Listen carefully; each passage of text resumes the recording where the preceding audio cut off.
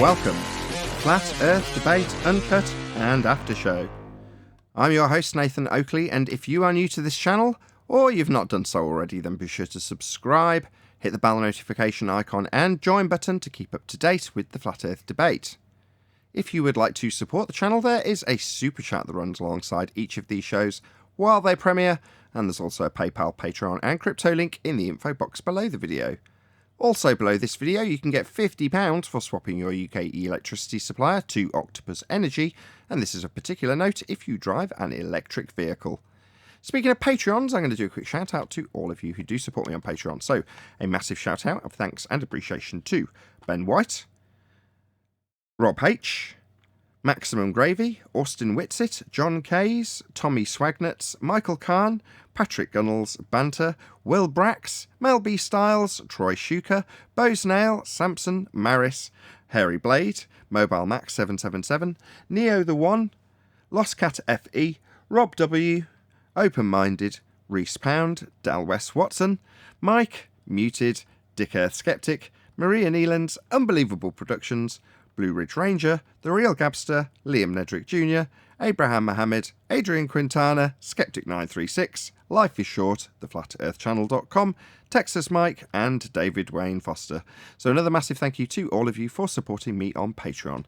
Now I will hand over to whoever is in Discord and Google so you can enjoy their dulcet tones while I set up for today's live show. Yeah. So, a shit show every show. Naturally. Say again. That's a shit show. Oh, shit show. How dare you? That's what you do. You shovel shit all day. Shovel the shit out their brain. Dump it on them. No, things the way Well, around. I got something for you, Nathan. My wife shows me this video that her brother sent her. It's on TikTok. It says, show your husband this and tell me that that's not real. And it's the freaking nonsense. I guess that thing that's in the sky, the ISS. Oh, And he shows me them working on it. I'm like, tell your brother, wake up. If he thinks that looks good and that's real, I'll show him a movie called Gravity and Interstellar that looks better than that. Right.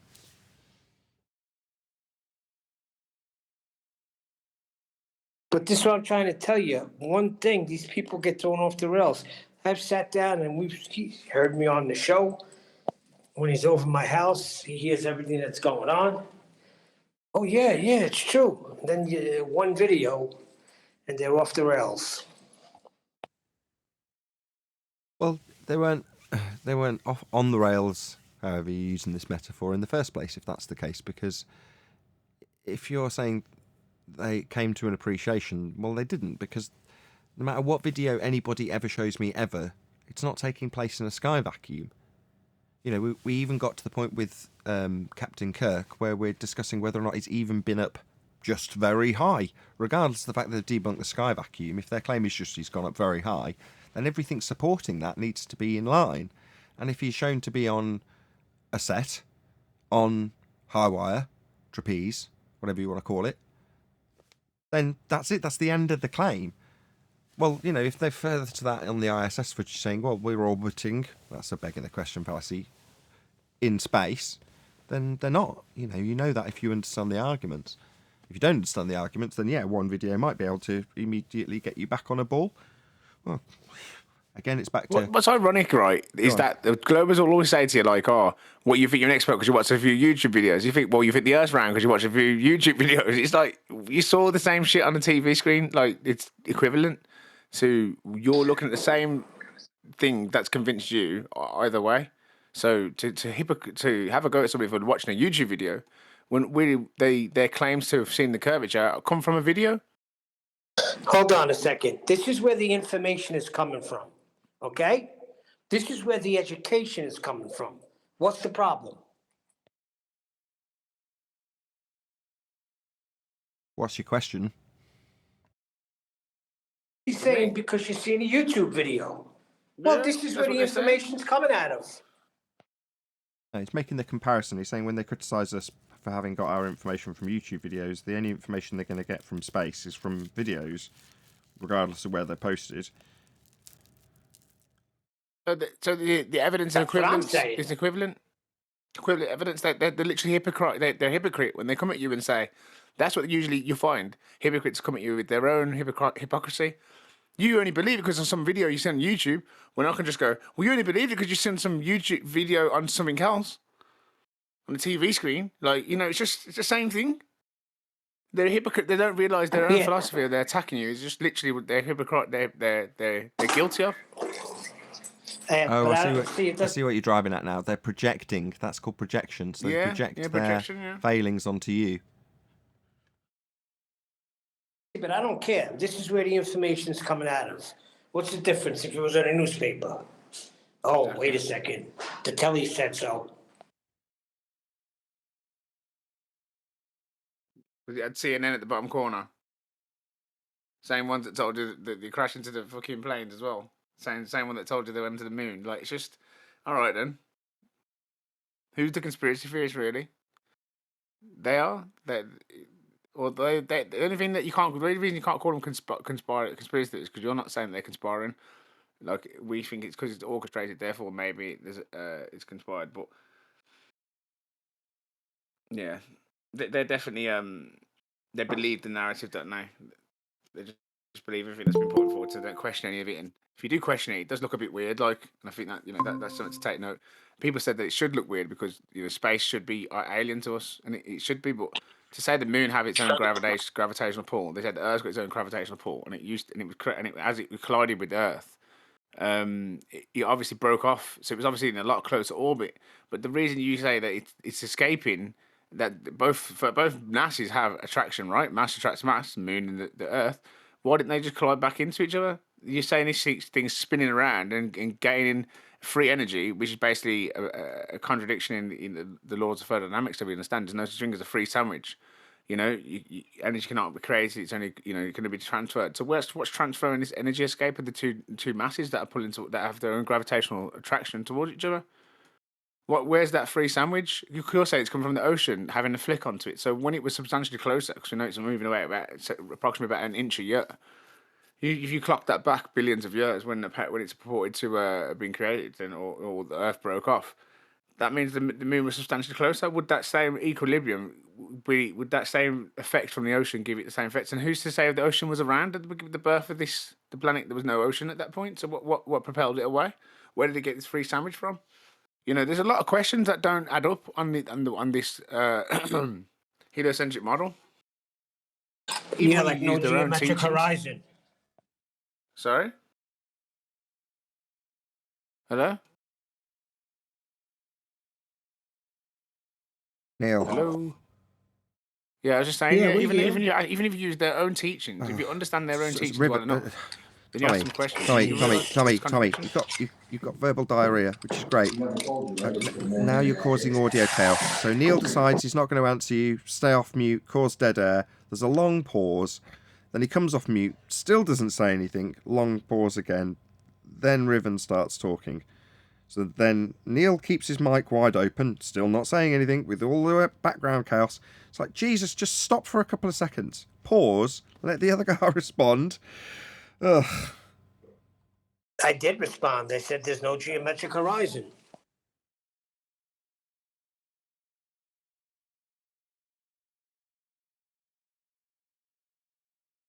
I thought I brought some good points about the moon and stuff, but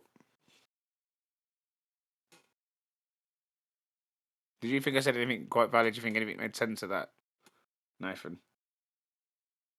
Yeah, Neil added to it. He said, yeah, and the geometric horizon. Oh, We're all nodding along. It's all madness, isn't it? To be honest, Tommy, I switch off to a certain degree because once you're into begging the question of orbital mechanics, you're begging the question. So it's like, I immediately switch off. For me, it's all been taken away, hasn't it? Especially when I start talking and then the person I'm trying to explain this to just immediately starts talking through the middle of what I'm saying immediately. That's frustrating as all fuck. Yeah, like now, Tommy, like now. Yeah, that's right. I am still in the middle of the same sentence you've now interrupted twice. That's correct. Now, do I have to stop breathing for fear that you're going to immediately interrupt if I take a breath. Jesus wept, man. Just get a grip. Yeah, that's a small pause. So Tommy's saying, and the geometric horizon, Tommy. I mean, you're worried about whether or not he's got anything to say in regards to what you've said, but he's responded to you. So he's saying, yeah, and the geometric horizon. But then you haven't responded to him. Then there's awkward silences, and then you ask if your point wasn't valid.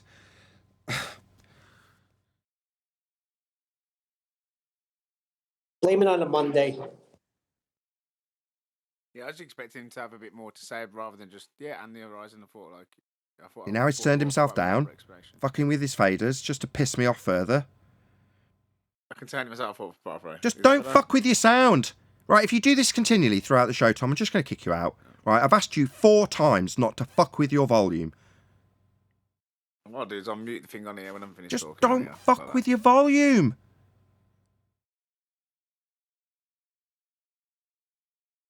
You're stressing me out, Tommy, I've got to be honest.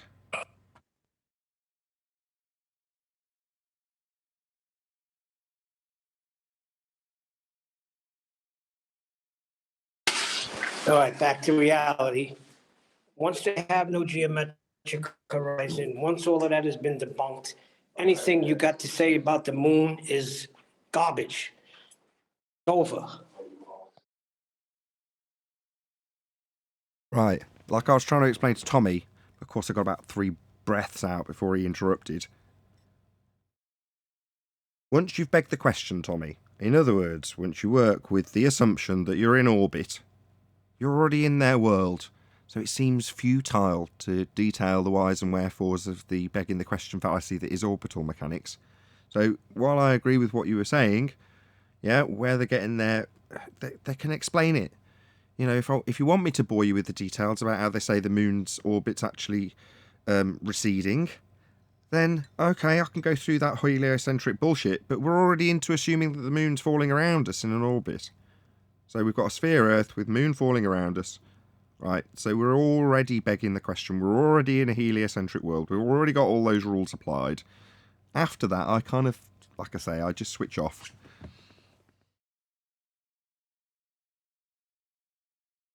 Yeah, I get that. I get that. But as someone like myself who's growing up to it, and you know, sometimes I find sometimes the best way to communicate to our globers is basically trying to explain why the globe even don't make sense to me. Do you know what I mean? I can't hear what you're saying, Tommy. Yeah, I've fucked with your volume 3 times already since you've been here. Now I can't fucking hear what you're saying. Yeah, well, I haven't changed my volume since you said not to, so it's been the same volume. All right, I'll just adjust it for the 5th time then. Check. Is that good? Yeah, thank you. You don't need to do anything other than say check.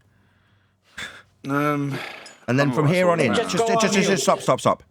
From here, Tommy, please don't adjust how loud you are. Please. I've done it already. Yeah. I can't remember what I was talking about. Well, did you just mutter, I've done it already? That is to say that you've already changed it. No, I've not changed it since you said it the first time. Okay, you said it twice now, or okay, 3 I'll times. try and take a breath and calm down. I'm calm, man. My hands are Not cold. you, me. Not you.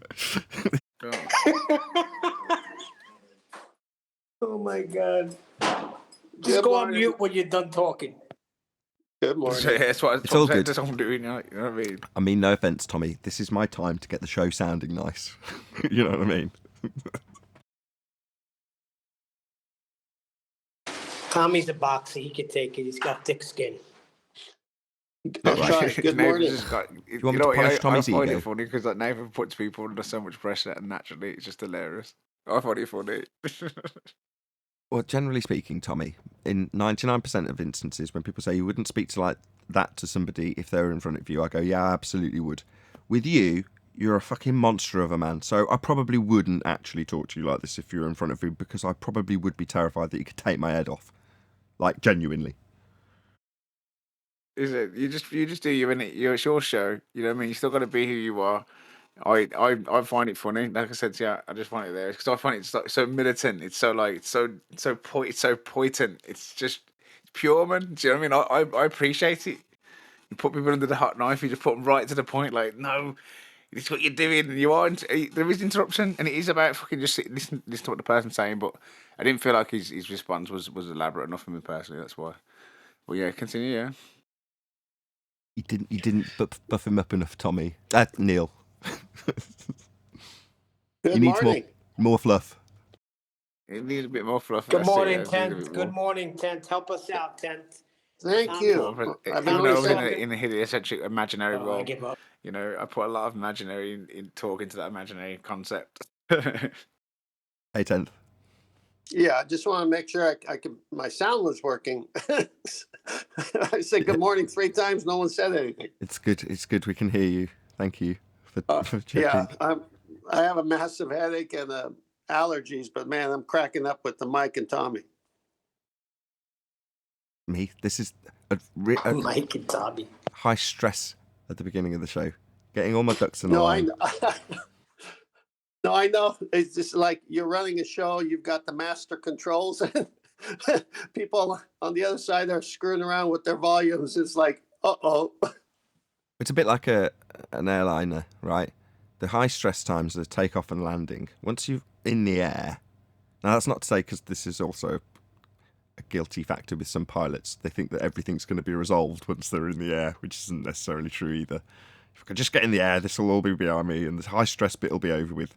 Well, that's this, right? Once I press the go button, once my intro's out of the way, and we're into housekeeping, and so long as Discord say hello, everything's then, right, we're now plain sailing. Yeah, that's true. When I had my boat, it was coming into the docks to dock the boat and leaving the docks. I would tell everyone on board, my kids and friends, whoever, family member, okay, no loud music, don't talk to me. I don't want to hit that $2 million yacht. Yeah, precisely.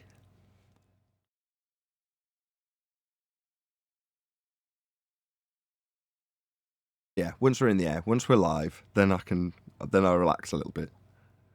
Oh yeah. Once we got out, the music went up and everyone could be themselves. But coming in and out of tight spaces with $1 million things around you, you don't need to be messing around. Speaking of tight spaces, you should have seen what I had to get into today. Okay. Levi jeans? No, a Context? parking spot. Oh, A parking spot. the excitement never Guy ends. pulled out. There was a motorcycle in front of him, and his car was like the same size as mine, I guess. Until I went to pull it in, and what a fiasco. But I'm in. Nobody could get out, but I'm in. What a heartwarming story. Well, that's a big thing in New York because this stupid parking thing. That's and I true, happen man. to get it on the right side of the street where I don't have to leave the job site for 2 hours. So anyway. Yeah, I get that. You find a parking spot in New York, you found some gold.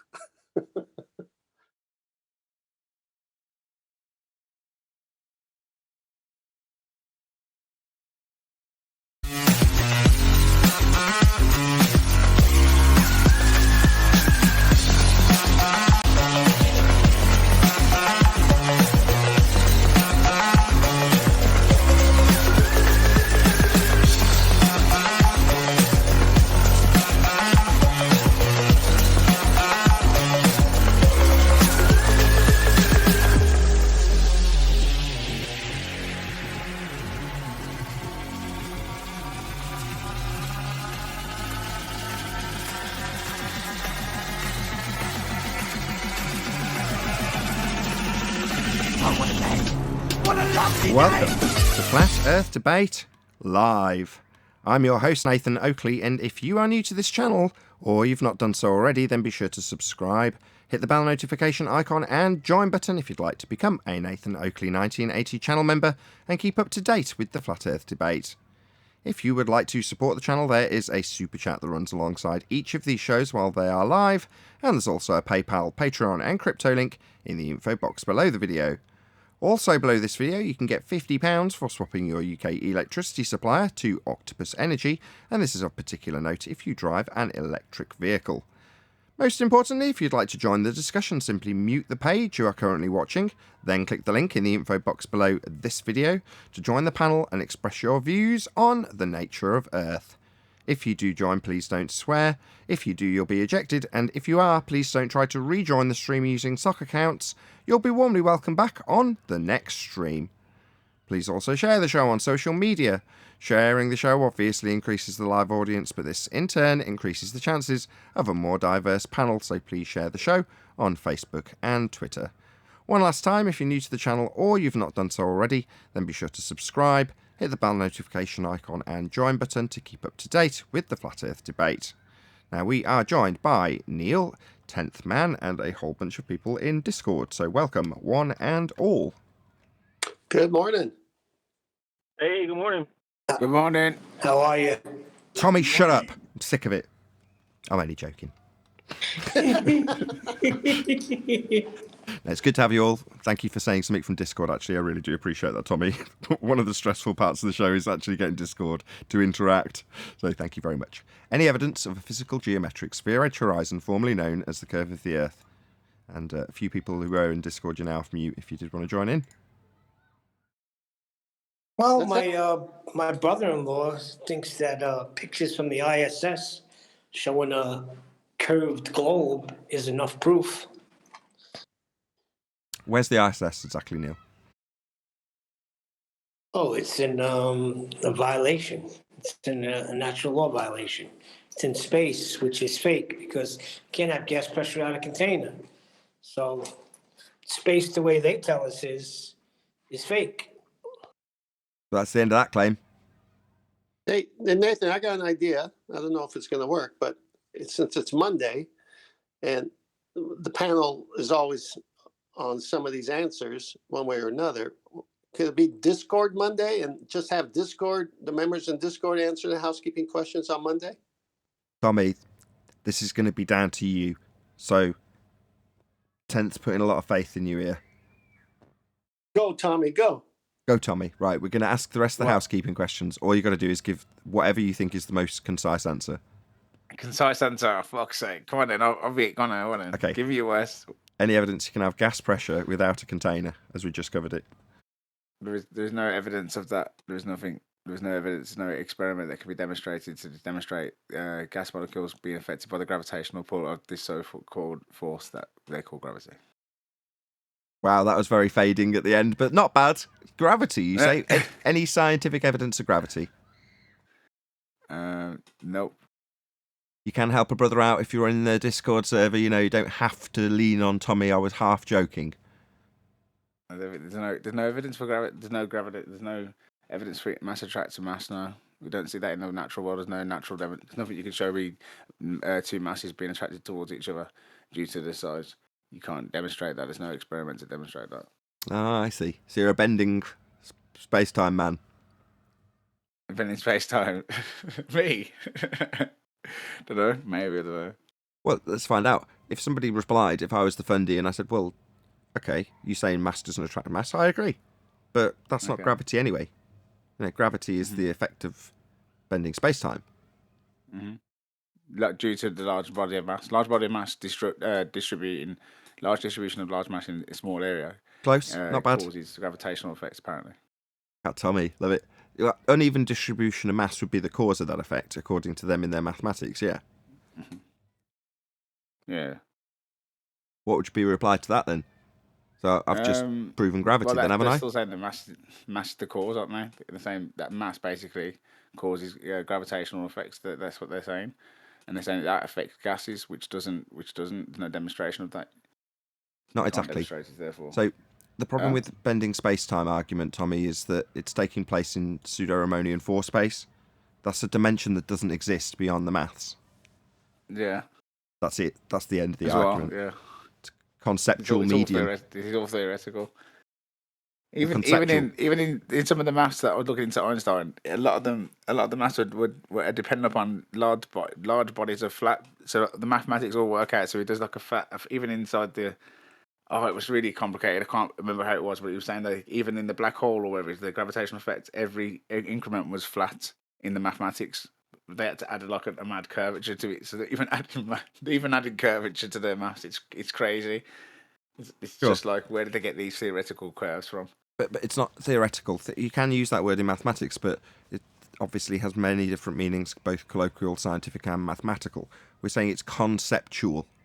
The arena that this is taking place in, Tommy. So somebody says, well, bending space-time, that's gravity.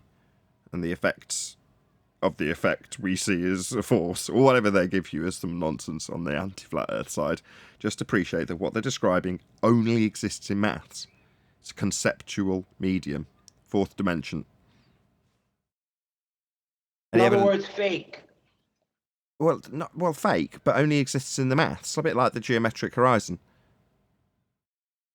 Exactly. They're just adding this curve to it for no reason.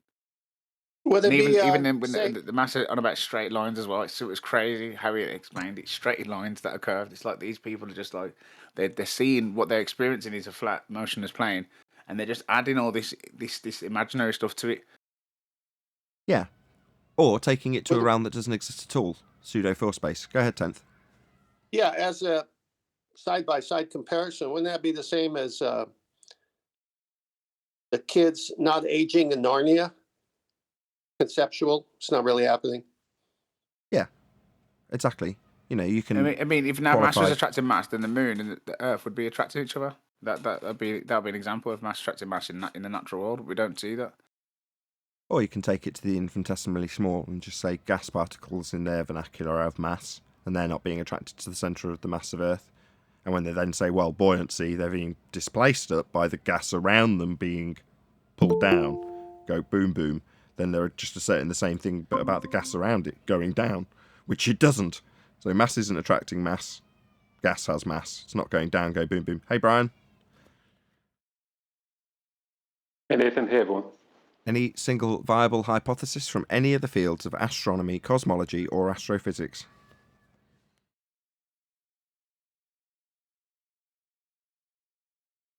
No.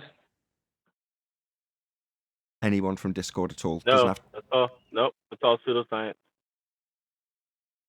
Right. None that I'm aware of. Not that I'm aware of. Very, what's the one? Courtroom answer.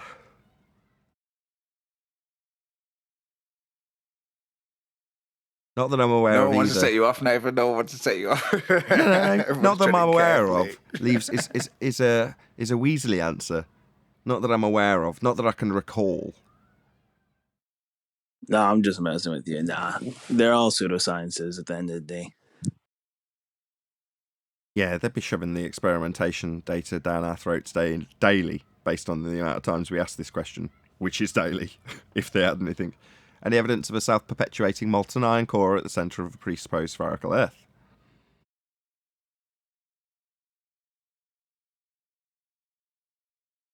You'll need R for that. Any evidence of the Black R Swan value? destroyed that. Yeah, Black Swan does indeed destroy that. Any evidence of the R value?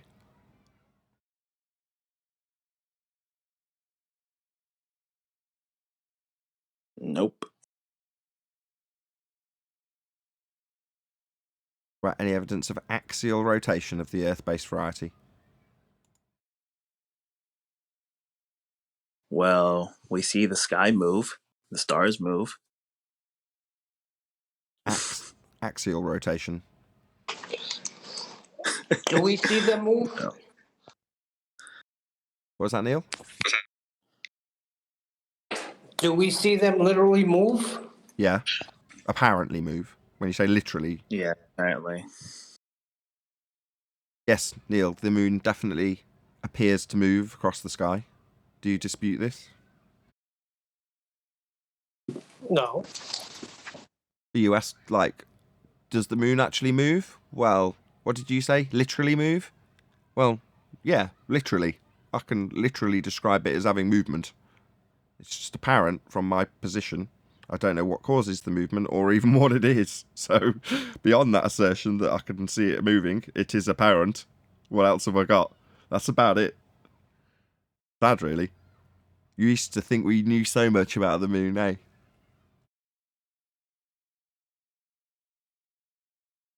It's made of cheese. Could be, for all we know. Anything's possible, as Mark Sargent says. And it's true. You know, unless you can disprove Arwin's crazy notions of it being holographic, and then he describes it as being holographic and then makes comparisons to other things that are holographic, because I can't disprove his notion of something that we are currently describing as intangible. How can I say that's not the case?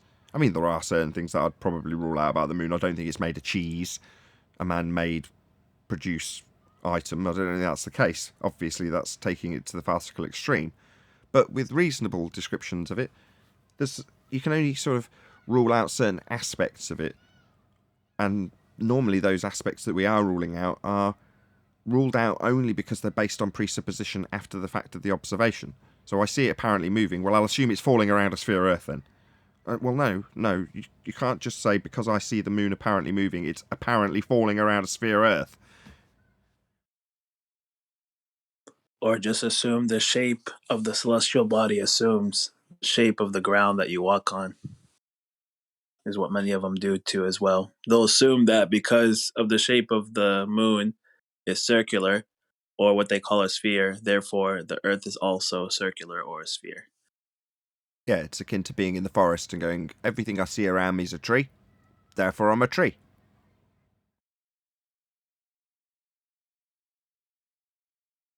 Yeah, makes and sense. it also depends on which. It also depends on what paradigm you're looking at it through to describe the moon and its motion around the Earth as well.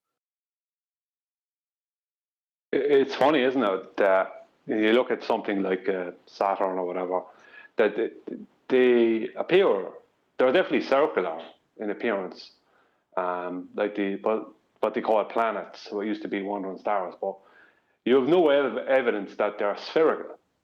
You just have evidence that they might appear to be, some of them. You know, kind of way. Yeah. I don't know about that, because of libration. That, to me, is the best argument they've got to claim it's for a sphere, the moon, that is. Do you know what libration is? Well, I'm talking about Saturn and stuff, not the moon. I'm talking about like You did say planets, that. no? But just because it is a celestial body and there is a reasonable argument for the moon being spherical, as we see it being lit or lighting itself, whatever you want to argue, it's lit, yeah? It's more than 50% of a circle. You know, you can see what appears to be around back edges of the moon in terms of what's being lit as it goes through its phases, as it goes through the cycle. I think it's something like 56 or 58, something like that percent. And they're describing that as a la you can see round the side of a sphere, and then when you get to the other side of it being lit, you can see more of the other side of it. That's what libration's describing. But yeah, you're right, you didn't say the moon. So what is the best way to approach this? Because you'll have you'll have certain people from the flat Earth community who'll say it's a flat luminous disk, and others will say it's a spheroid. What's the best way to approach that? Describe what you can actually describe. That's it. So in the same way I've just described libration, and I can qualify a quantity, I can then say, based on that, it's hard to describe it as a flat disk unless it's a stretched out oval that's just coincidentally being lit in such a manner that it presents itself as being sphere shaped. Well, that's as much as I know, because that's what I can see. Crude as it may seem, I can describe libration, but that's all I'm doing. But beyond that, you can just extrapolate out data, and that leads you to end up with stupid notions like it falling around in presuppositional orbital paths and so on and so forth. I can describe libration, that's all I can do.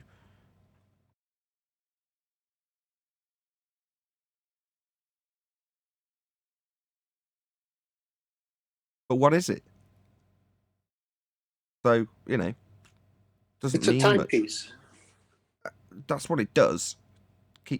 Seems to keep time. I mean, our time is a derivative of these movements in the first instance, so, it seems obvious. Does it not? Yeah, it depends on what. Depends on what calendar you follow. If you follow lunar or solar calendar, I guess the moon would have a big part in telling what day or what month you're in. Month, right?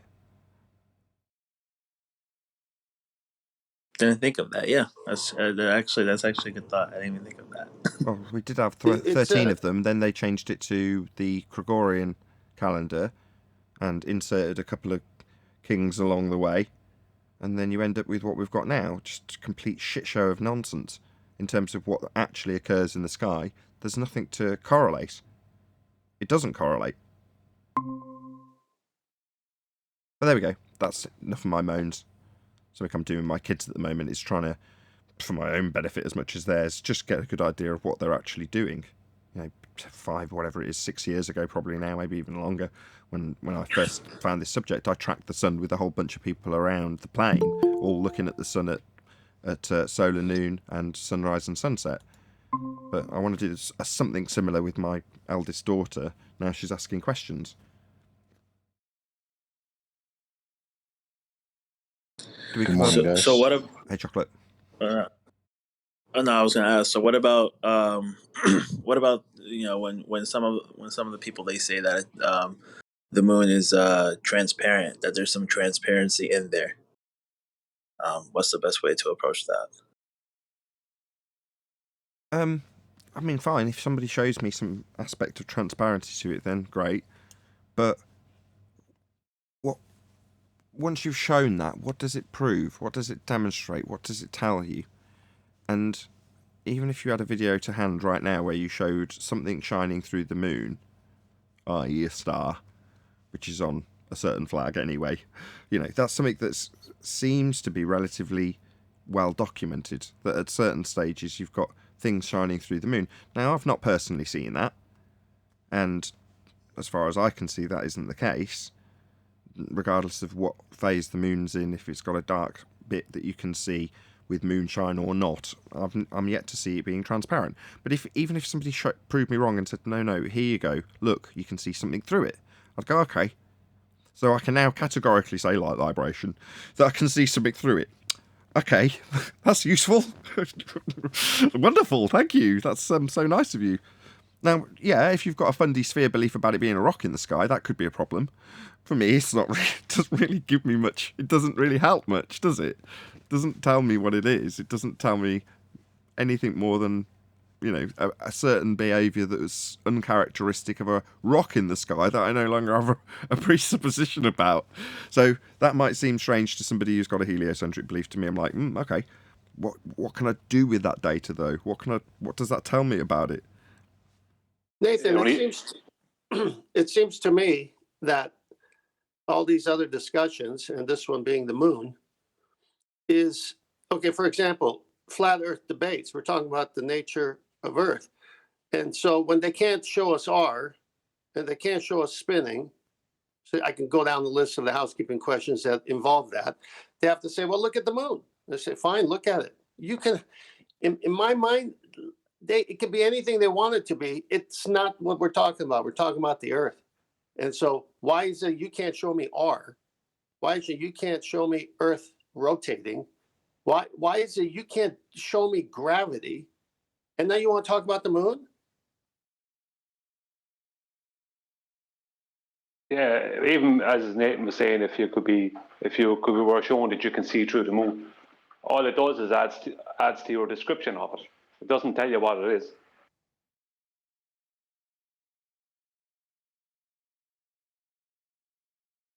Yeah, I remember I was having this discussion with one of my coworkers about this, and I was, giving them some of the housekeeping questions, but in a very, very discreet, simple manner. But he caught on to it. He said, "Okay, so I mean, if you believe that the Earth is flat, then what about?" Then he started pointing up. He's like, "Okay, what about explain the sun, explain the moon?" And I just told him, I gave him an analogy. I don't know if it was a good analogy to give him. I said, what you're saying is that because you're on the pool table and because the balls are a sphere, so therefore the table itself is a sphere. Whatever the shape is above us doesn't answer the question of what's beneath our feet.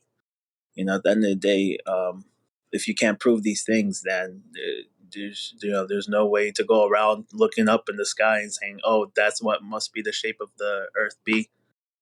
No. Well, maybe he could book you a flight and get a 2-for-1 deal and take the next flight to the moon and the sun, because you're not there, you're here. How do I explain what the sun and the moon is when I'm living on Earth? I can explain the Earth. In fact, if you're going to be telling me that the Earth is just like that moon, does that moon have a radius?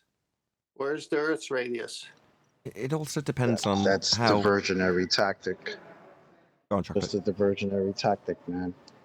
I mean, you asked about the radius of the Earth, and it's like, but what about the moon? But what about the sun? But what about? Right? If they could just provide you what you asked for, you wouldn't need a but what about. They would just because what provide happens it. is everything unravels in their head, and they have to think like, how does this fit all the other things that made sense before? It's So perfectly when everything natural. falls apart, they think, oh no, this can't be true because all Yeah. these other things won't be true. It's a way to go back into You lose the answers Exactly. that you were retaining, and then suddenly everything around you falls apart, and then you want answers, you want replacements for those answers. But for you being questioned, it all depends on how humble you are. So if you've been deeply humbled by having a lot of your preconceived notions about what things are and how they behave and what they do in relation to sphere Earth or heliocentrism, once you relinquish those, you have to accept that in many instances you don't have an answer. And it's really easy to be that guy that's gone to the next guru in line and looked at their answers and gone, good enough, and just rattle them off. And in some cases, they're only there to be debunked, to leave the person who's asking you the question going, well, if he can't explain it on flat Earth, it's still a sphere. But if you can resist that temptation and just go, I don't know. I have no idea what the sun is. I don't know what the moon is. I'm sorry. And if they go, well, you're telling me it's not a sphere, you must have all the answers. No.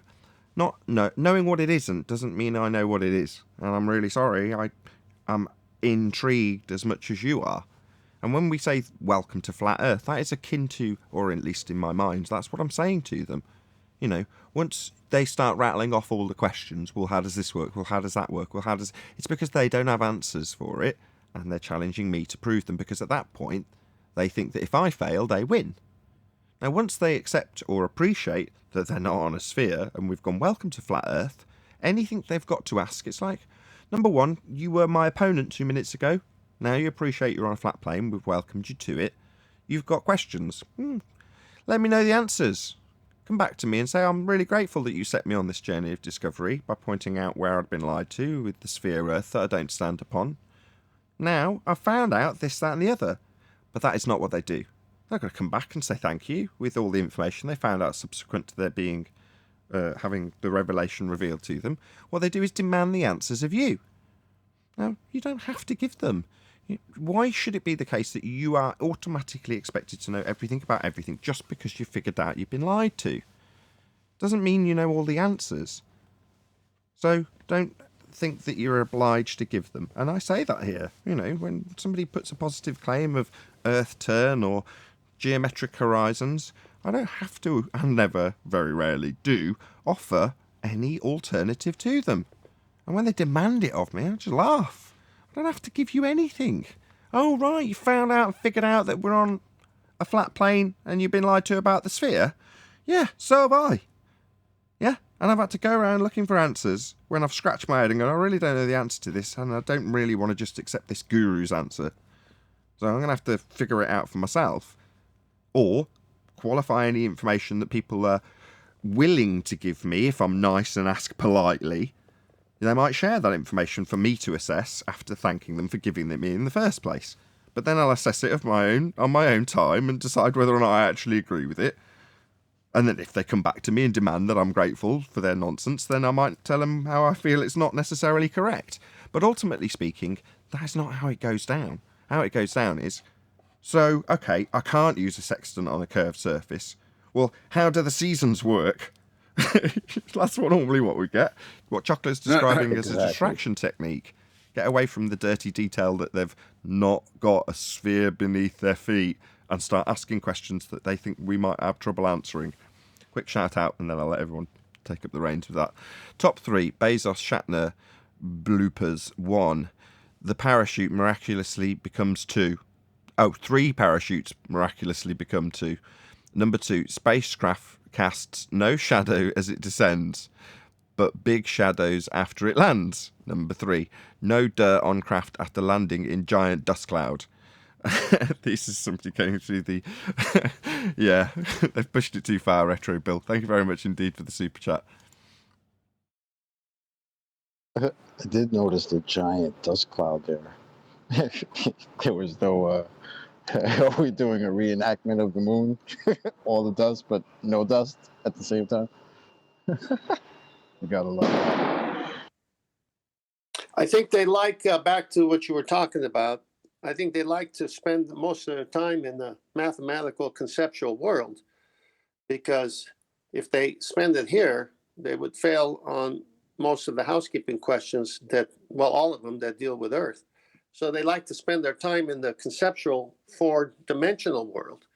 But then when you say, well, why can't we apply your belief in that to the Earth? Where's the R? I mean, they're back to square one. You bring them back to, there is no R for Earth.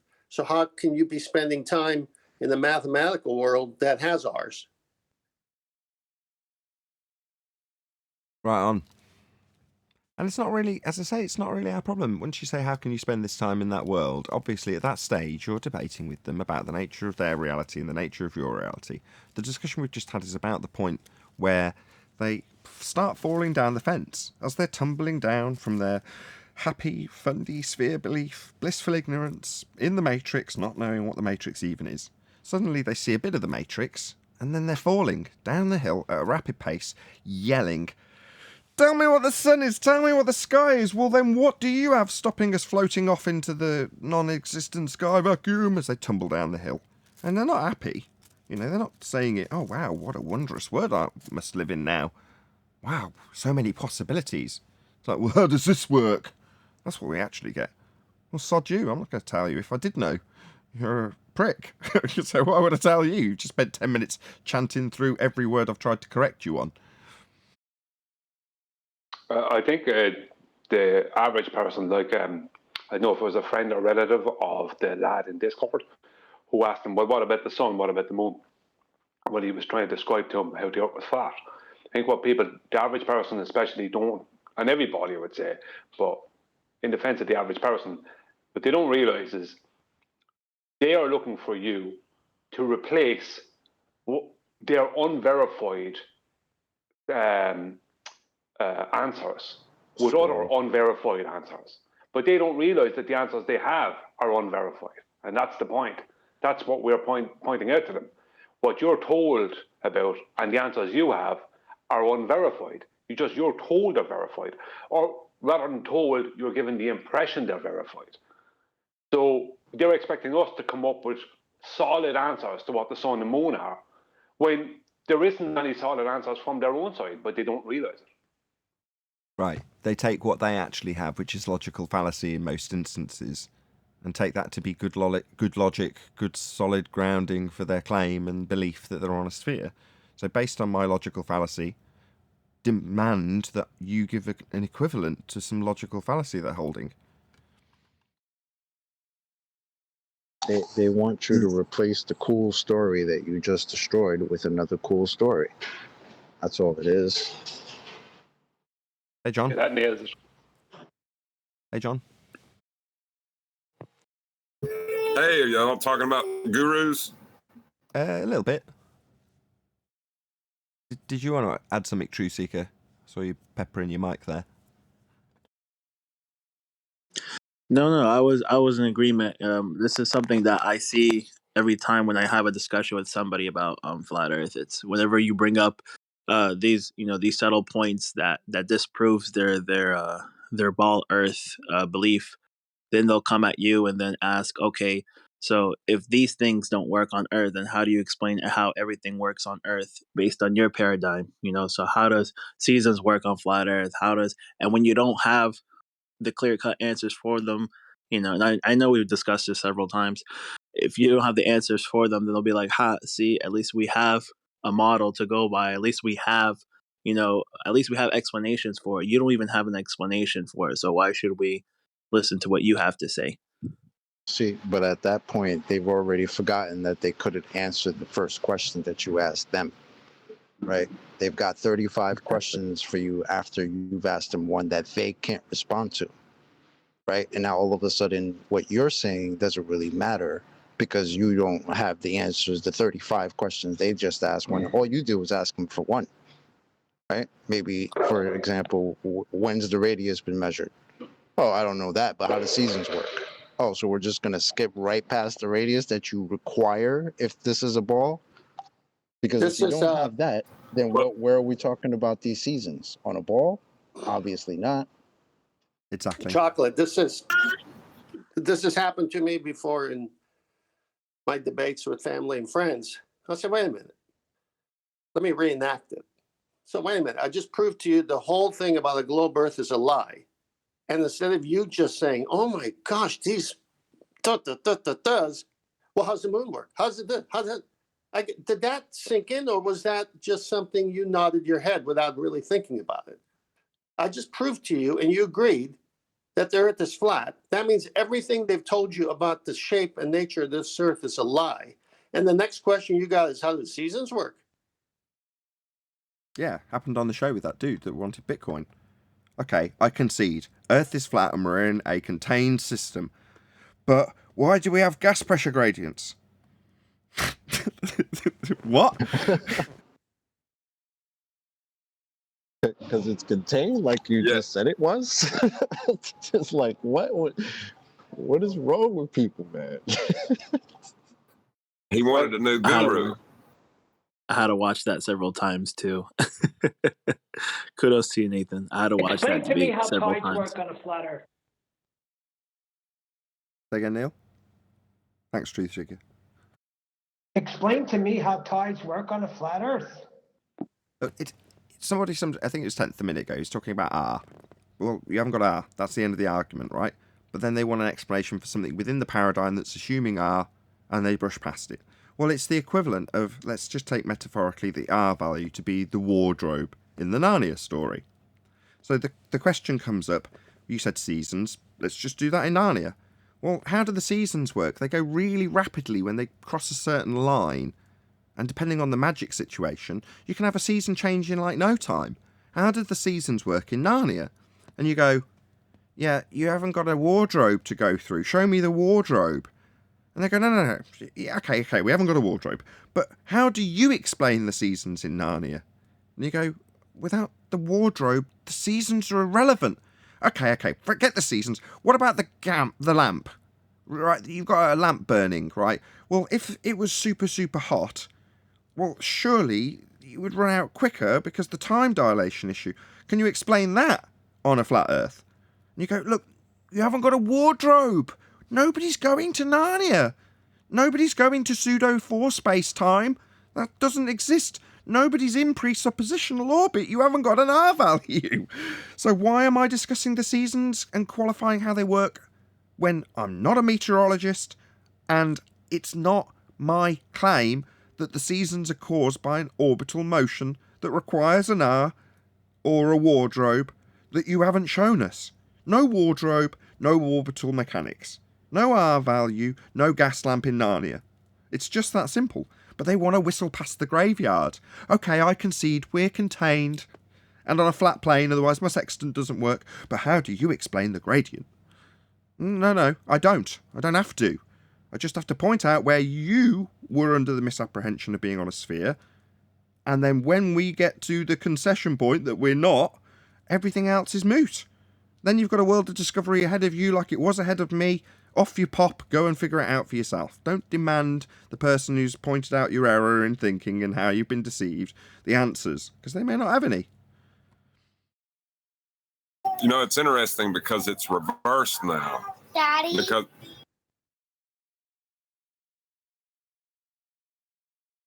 there'll be a short interlude. Sorry, it's kind of reversed now. My daughter messed me all up. She needs a peanut butter damn sandwich. I'll be back. That's okay. The peanut butter sandwich for your daughter should definitely take priority anyway. I heard of peanut butter and jam, not peanut butter and damn. Okie dokie. Right, we've got chapter 4, the Sextant.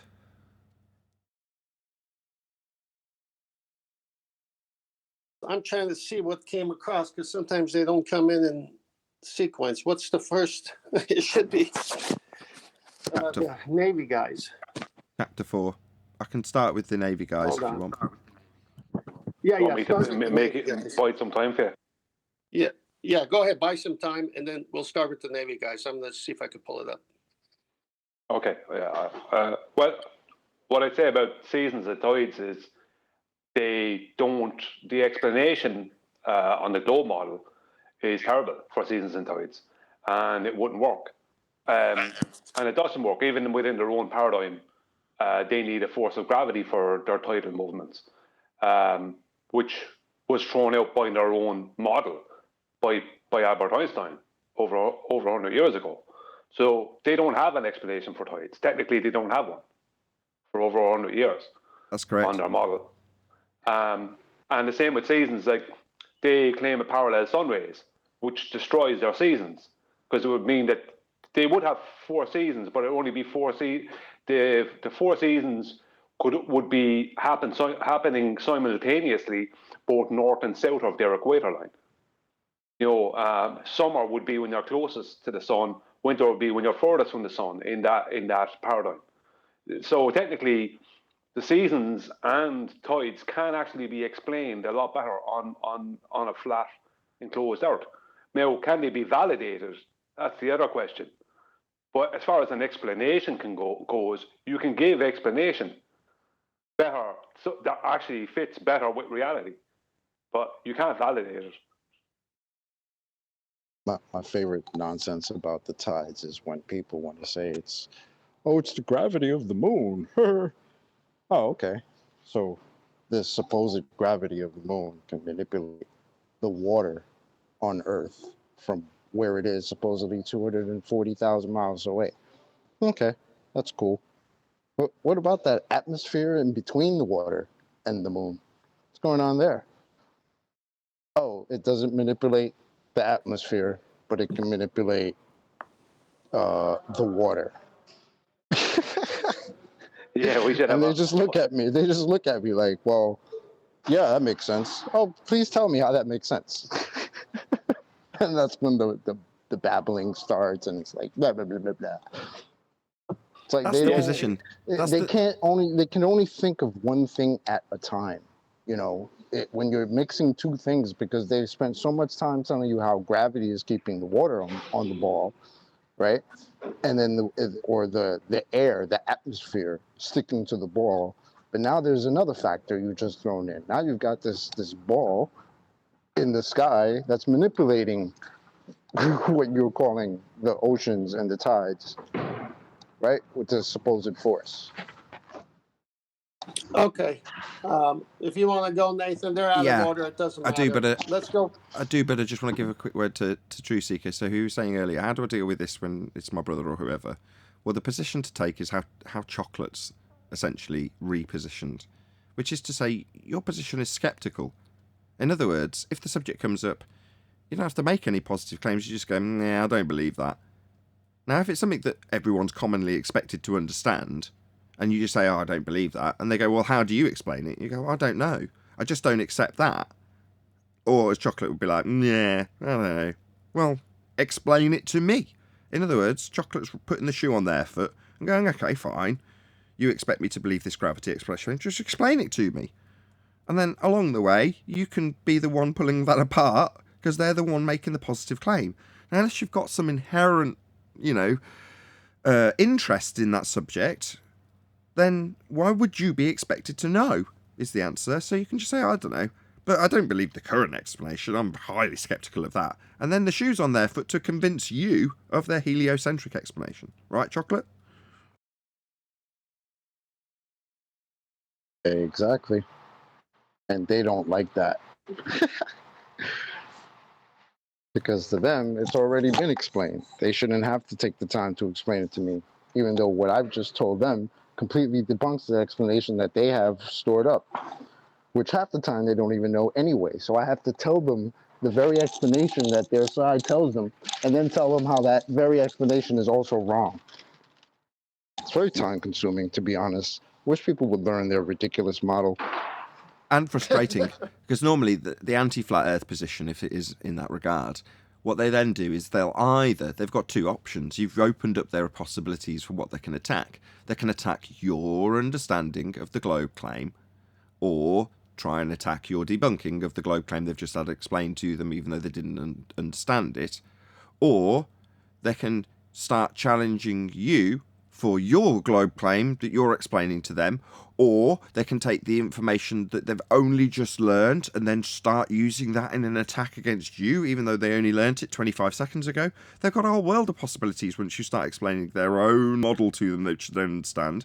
For instance, if it's Coriolis effect and you start explaining how things should drift from your vantage point because we're supposed to be turning beneath them, they can start challenging you on that nonsense claim because it doesn't happen. And you're like, yeah, that's our point. We're saying it doesn't happen. But the globe says it should. And they're like, no, you just said it should. That's nonsense, and you're saying it should happen.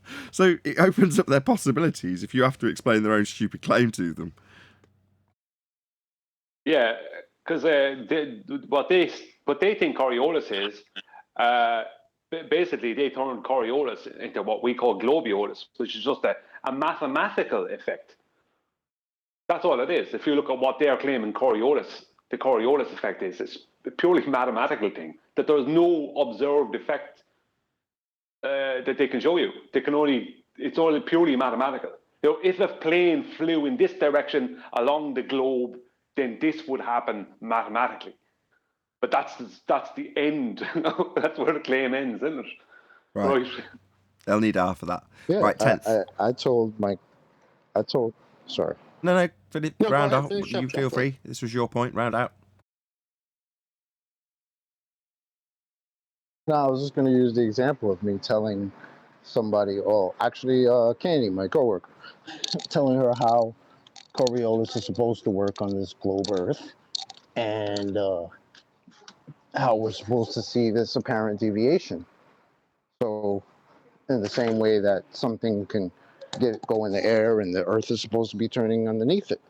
So I gave her an example of, a plane or a helicopter or something. I forgot what I said. And how it's supposed to be, when it lifts off, it's not attached to the Earth and they're supposed to be rotating underneath. Now, that's a pretty simple claim, right? Obviously, that's not reality. So it makes no sense to somebody who's thinking about it that way. But when I explained that to her, she says, well, that makes no sense. And I said, well, that's the point.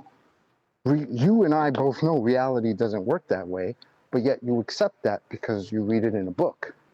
But when I sit here and explain that book to you, you tell me that sounds ridiculous. And that's the whole point. Is that you have to sit and think about your own claim that you, half the time, again, you don't even know. And then we have to tell them how those claims are wrong. It's crazy. If you're adept at debating, or you've been involved in the discussion long enough, you'll tell your opponent that's not what the claim is. In other words, you won't officially state the claim, you'll just tell the opponent that they've got your claim that you haven't made yet wrong. And then when you try and explain to them that no, you have got that claim, and then give an example of Neil deGrasse Tyson making the claim, they'll say, well, I don't agree with Neil deGrasse Tyson. That's what they'll tell you. No shit. That's how it'll go down. Right, I'm on your two men, the guy with holding a sextant and the guy looking at his notepad. Okay, so, excuse me. So you can see here, this is a snapshot or screen share of the Navy guys using a sextant. Now, if you go to the next black and white, and it's the depiction that they're on the boat on the right, and the star or sun is directly somewhere over the Earth in the GP, and there you have your right angle, which means you have a flat baseline. Now, of course, this is shrinked up here, but this radius to the GP of the sun could be 4,000 or 5,000 miles, and even more. And so I want you to go to the cover of the book next, if you can, and then this the one part of the book, if you can go there. Let me know where you got it. Navigation by Harold Jacoby. Yeah, Harold Jacoby let me just tell you who this guy is. He graduated at Columbia in 1885. He applied himself to astronomical research and was appointed assistant astronomer for the United States Eclipse Expedition to West Africa. He became professor of astronomy at Columbia University in 1894, and he chaired the department until shortly before his death, which was in 1932 at the age of 67. I ordered this book, by the way. You can still get copies. Go to the excerpt from the book if you can, Nathan. Chapter 6, the Sextant. We have twice made reference to this instrument, once, page 5, as a contrivance for asserting and by observation how high the sun is in the sky. And again, page 59, in measurement of the danger angle. These two uses of the sextant are not inconsistent, for it is really intended for measurement of any angle, page 8, formed at the observer's eye. I should have underlined that. Where is it formed? At the observer's eye holding the tool, the sextant, by two lines drawn to two distant objects. In this case of danger angle, these two distant objects are landmarks ashore. In the case of the sun, they are the horizon line where the sea and sky seem to meet, and the sun itself. This height of the sun or of any star in the sky is called its altitude. And so the altitude is always an angle to be measured in degrees and minutes. The point directly overhead is the zenith. The angle between lines drawn to the horizon and zenith is 90 degrees, or a right angle. So I'm just putting this out for the anti-flat earthers and ballers who don't like to say 90 and who say has nothing to do with right angles. And this isn't 10th Man or Nathan Oakley or his panel. This is a guy who wrote a book, is an expert on it. Nathan, go to the picture of the globe with the right angle from that one celestial body, sextant angles. Okay. Just one look at this picture, you want to laugh. Because it is a right angle. It is triangulation when you get two or more circles to get a fix. They've got something true here, and they got something false here. They've got it on the sphere, but they're describing how it works with a right angle. Make up your mind what you think is the truth there. Go to S1, S2, S3. Done. All right, so you see, here's three stars with the circle of equal altitude, with the GP under the star itself, and you see right angles. This is from another guy who wrote a thesis on it. This is how it works. It can only work on a flat plane. Now, if you go to the next slide, I believe it's the last one. Again, they got a picture here of a blue Earth that's spherical shaped, and they've got three circles of equal altitudes. But just like that picture of the boat with the right angle, but on the wrong surface, they've got that little box in each of these circles where the GP of the sun or star is, saying it's a 90-degree right angle. And that's how you get your triangulation where they all meet, the fix.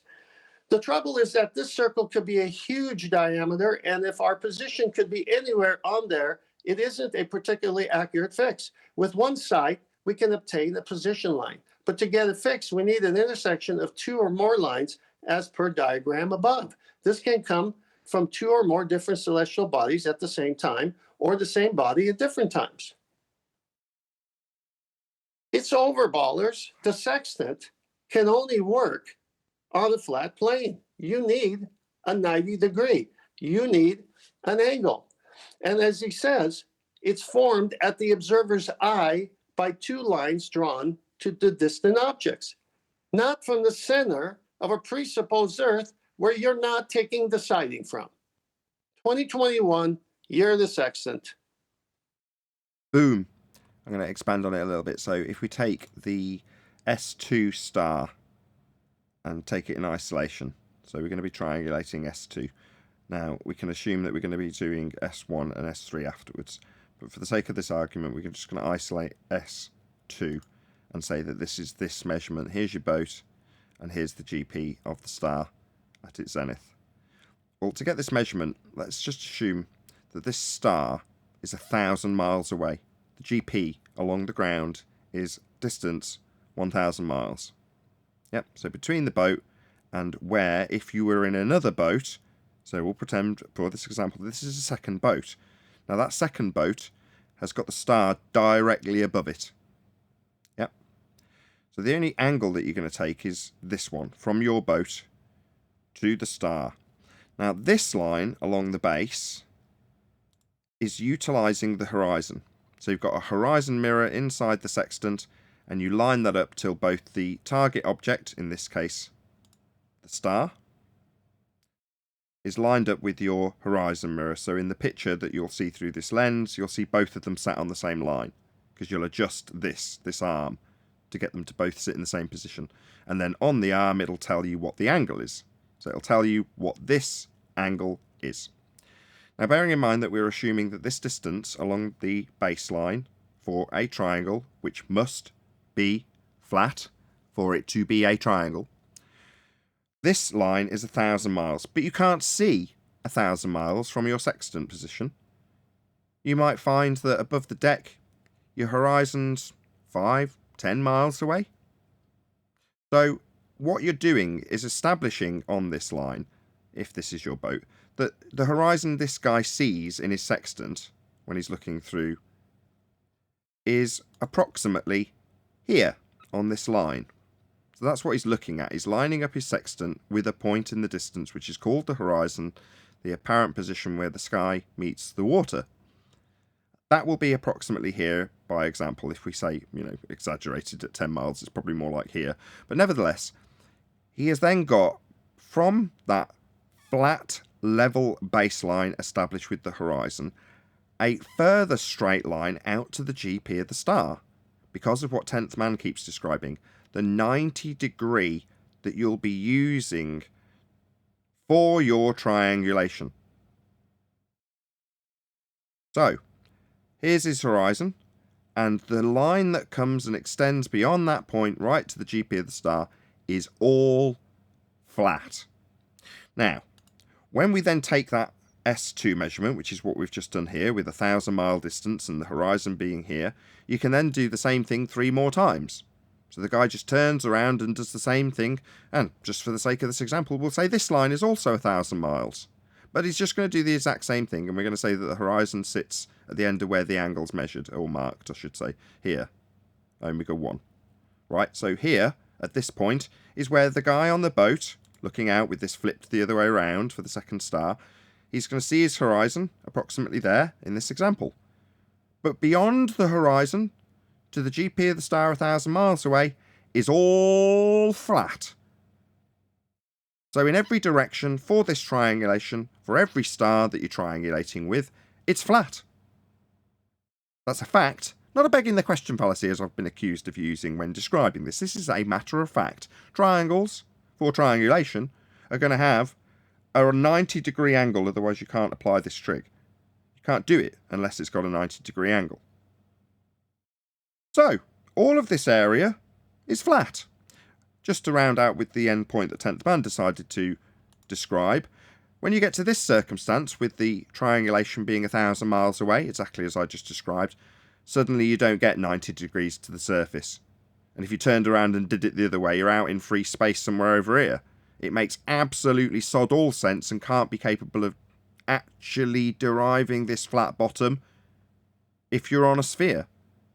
The ground must be flat in all directions for thousands of miles for triangulation to actually function. I'm done. I sent you some slides that Mitchell from Australia did for you to work on. See if you want to use his, because it just covers what you're saying. Yeah, these are nice. So, yes, exactly. So you're taking 2 different boats' positions. You can assume that this distance is, I don't know, if each of them are measuring it, let's say it's 500 miles. So 1,000 miles total, and the GP for each of them, if there was a third boat in the middle. You've got 500 miles for him to this GP and 500 miles for him to this GP. They're both looking at a position that can be measured with triangulation, and they're both assumed to have 90 degrees either side. In other words, this is 180 degrees. So it's flat between the two boats, and must be for triangulation to function. The entire area is even described as a circle of equal altitude. And in the case of this depiction, all of these are circles of equal altitude. And if we're assuming all of them are 1,000 miles, it's a vast area of flat territory. That's what we're presented with. If all they needed was just an angle, right, and a straight line to the horizon, the sextant wouldn't exist. They just use a protractor. Because if their angle is going to come from the center of a globe, they would have no need for a horizon mirror. They'd have no need for a lens. They could just use a protractor. You know, Right. Why create something Hold on, that has an just let me expand horizon? on that. You need a plumb line and a protractor. So you establish your plumb, but that is automatically assumed on a sphere to be pointing to the centre of a presupposed spherical Earth, regardless of what angle you view the sphere from space at. So you've got a plumb line that's assumed to be to the centre of Earth. You then drop your protractor on the ground and should be able to, derive where the angle comes out of the zenith. That's exactly what they do claim, isn't it? Oh, well, there's some claims about that concerning Polaris. But anytime anyone's taking an angle to Polaris, they don't use a plumb bob and a protractor. They use a sextant. That's how you do it. That's what it's designed to do. Like, if all they need is the angle, then what's the point of having a lens? What's the point of having an horizon mirror? It makes no point. There's no sense. All you need is a protractor and a plumb bob. Why would you complicate it? It wouldn't that be much easier to use on board a ship? A protractor and a plumb bob would be a lot easier to, maybe be harder to get the plumb bob to stay steady, but you know, the point is that why would you create a sextant if you were going to take your angle to the center of a globe? You wouldn't have sextant wouldn't exist. You can't. It doesn't make sense, because what you're describing, when they rotate a sphere through 1 degree and make the same claim, the actual measurement is taken from the surface with a triangle, not by twisting a protractor at the centre of a sphere that they assume. In other words, the actual angle measurement has nothing to do with the sphere. They just bait and switch you. Adam, right? This is Adam's point. He'll forever get credit for it too. When you take an angle measurement, it's from your feet. That's what you're doing, on the ground. Well, that isn't twisting a protractor at the centre of a sphere when they then say, no, you're moving through 1 degree on a sphere. No, I measured an angle at the ground to the horizon, and the angle I got was using a straight flat line as a baseline to that horizon. It had absolutely sod all to do with twisting through 1 degree on a sphere. And you couldn't make that assertion unless you actually did do that. You just beg the question after you've made a triangle to make the degree measurement. Well, you needed a flat plane to get that measurement.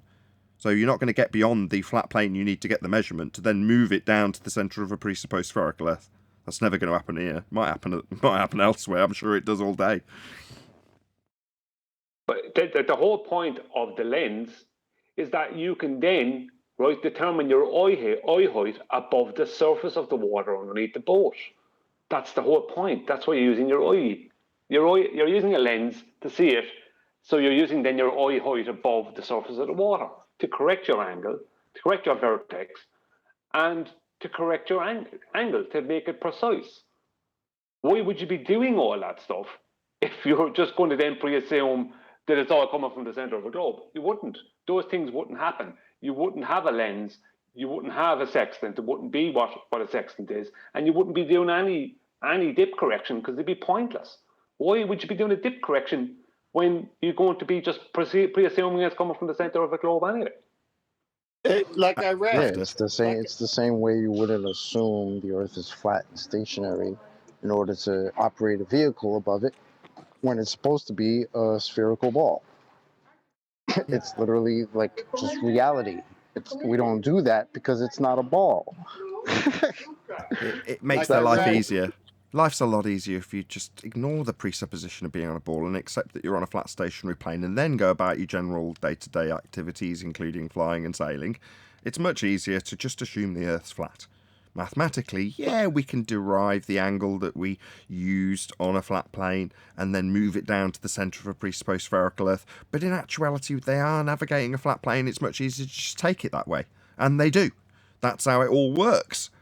These fundies after the fact who aren't navigating with triangles, they're taking the measurement with a triangle and moving it to a spherical Earth after the fact.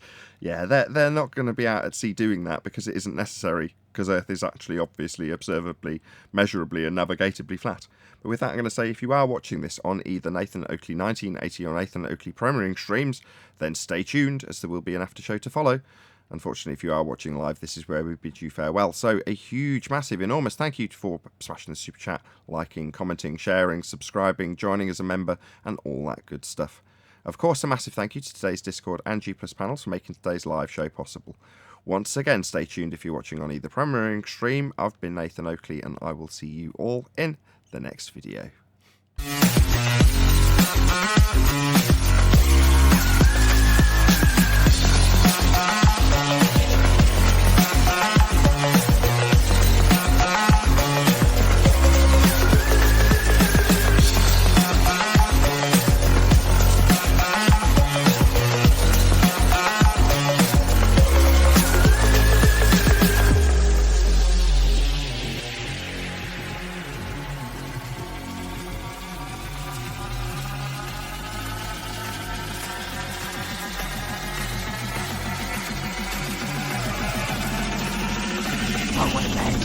What a lovely day!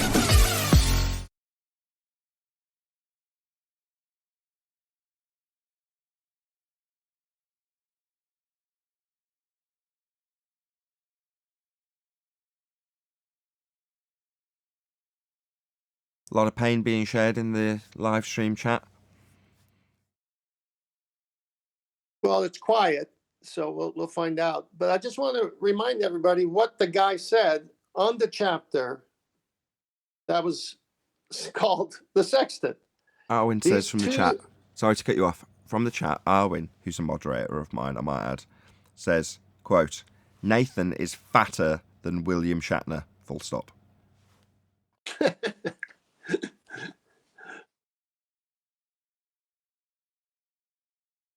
All right, back to the Sextant, chapter 6 of the book that I referenced.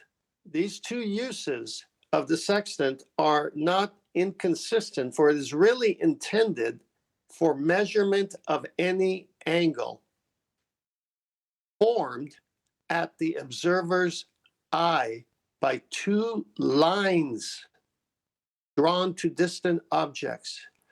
Let's break it down. Eye level. Now, what's important about dip? Brian will tell you. Got to get it to that surface of the water so it could be geometric and go all the way to the GP of the star. There's one line. What's the other line? And by the way, notice he says line. He doesn't say curved line. The tool cannot work on a sphere. End of story. It won't give you an angle if the line's curved. It's got to be flat. That's why I love this. As a flat earth proof, it's great because it both debunks the sphere, it can't work on a sphere, and proves it's flat. It's an epic tool. And it works, it does what it does. The assumptions are because of what is being utilised. You're utilising a flat plane. Therefore, triangulation, yeah, perfect, Bob's your uncle. Just like Al-Biruni when measuring the height of the mountain. That's no problem if you're actually on a flat plane. It becomes a massive problem and wouldn't function if it was a sphere, but you wouldn't get the angle to measure in the first place. It's a stupid idea. That's what Brian was getting across at the end of the live show. It's like, why would you need this tool if you're assuming it goes from the centre of a presupposed spherical Earth and you're twisting your protractor around 1 degree? Well, then you've got a plumb bob from your position to the centre of a presupposed spherical Earth out to the angle of the star across a curved surface that's going to be ignored. But that literally isn't how they're doing it. They're measuring an angle. So it's a nonsense claim because it comes after the fact when they measure an angle. They just push that angle down to the centre of the Earth. It's like, well, that isn't how you got the angle, is it? How did you actually measure it? With a straight flat line to the GP? Well, then it's flat. Well, I'd like to know what is the purpose of an horizon dip correction on their model if they're going to just bring the angle to the centre of their globe. Well, they wouldn't. The horizon wouldn't be involved at all. Makes no sense. The horizon wouldn't be involved, would it? Well, why would the dip to the horizon mean anything if you're going to just bring it down 3,959 miles anyway? Yeah. But the horizon's irrelevant. If you're taking a measurement to the presupposed centre of Earth, and then you're utilising that zenith for your angle, which is what they claim, well then the horizon's completely irrelevant. What's it got to do with anything?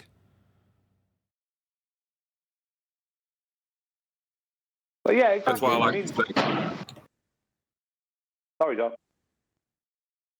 I was just saying that's why I like the sextant, because it blows by the horizon. It's, we're talking about thousands of flat miles, straight flat miles, thousands, not just what we can see. Yeah. Yeah, that's what I was, again, adding on to 10th, that's what I was trying to add on to 10th man's point. It's like if you assume that the horizon's at the end of this little marked omega 1, you've got this angle measured, and then you say, well, if that's your boat and you're measuring the horizon, it's only 10 or 15 miles away, but the star's GP is 1,000 miles away, well then beyond what you're assuming, if you want to describe it that way, is a flat baseline. It's not an assumption, it just is a flat baseline. That's what triangle is, so there's no assumption needed. But beyond what you've actually pointed at, that's the horizon, it's like, another 900 odd miles of flat to the base of the star. That's what you've got, so it's flat. There's no other description, it can't be anything other than that.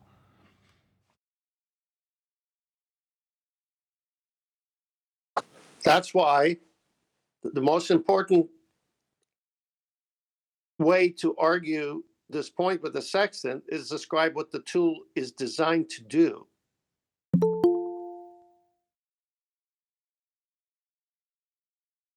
I mean, like when I learned about the Earth being round in school when I was a kid, there was like, they used to think the Earth was flat. I mean, these people that built the pyramids, these people that built these magnificent buildings, they once thought the Earth was flat. Okay, then we discovered it was round.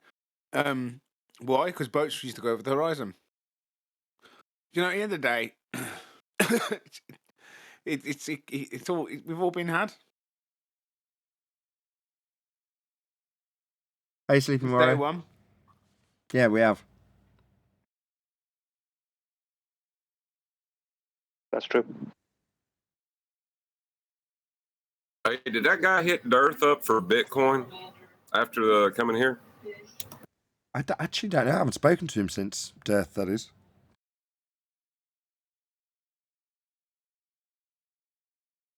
I don't know where he thought conceding his point was good for his point.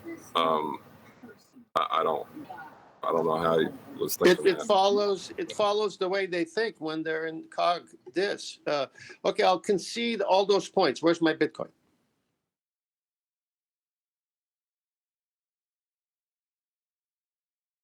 Nathan, just a quick one. Why do we need to have a different link every day if we're able to control the room now and we can't the link getting shared is not too much of a problem? Why can't we just keep the same link every day and then only change it if we need to? Because each time I start a new meeting, it just gives me a new link each time. Yeah, but you don't need to start a new meeting. You can just use the existing link that you had yesterday and keep using it and over and again, and only if we need to change it. Yeah. Just that means that could be leaked. And if it does, we just get a new one.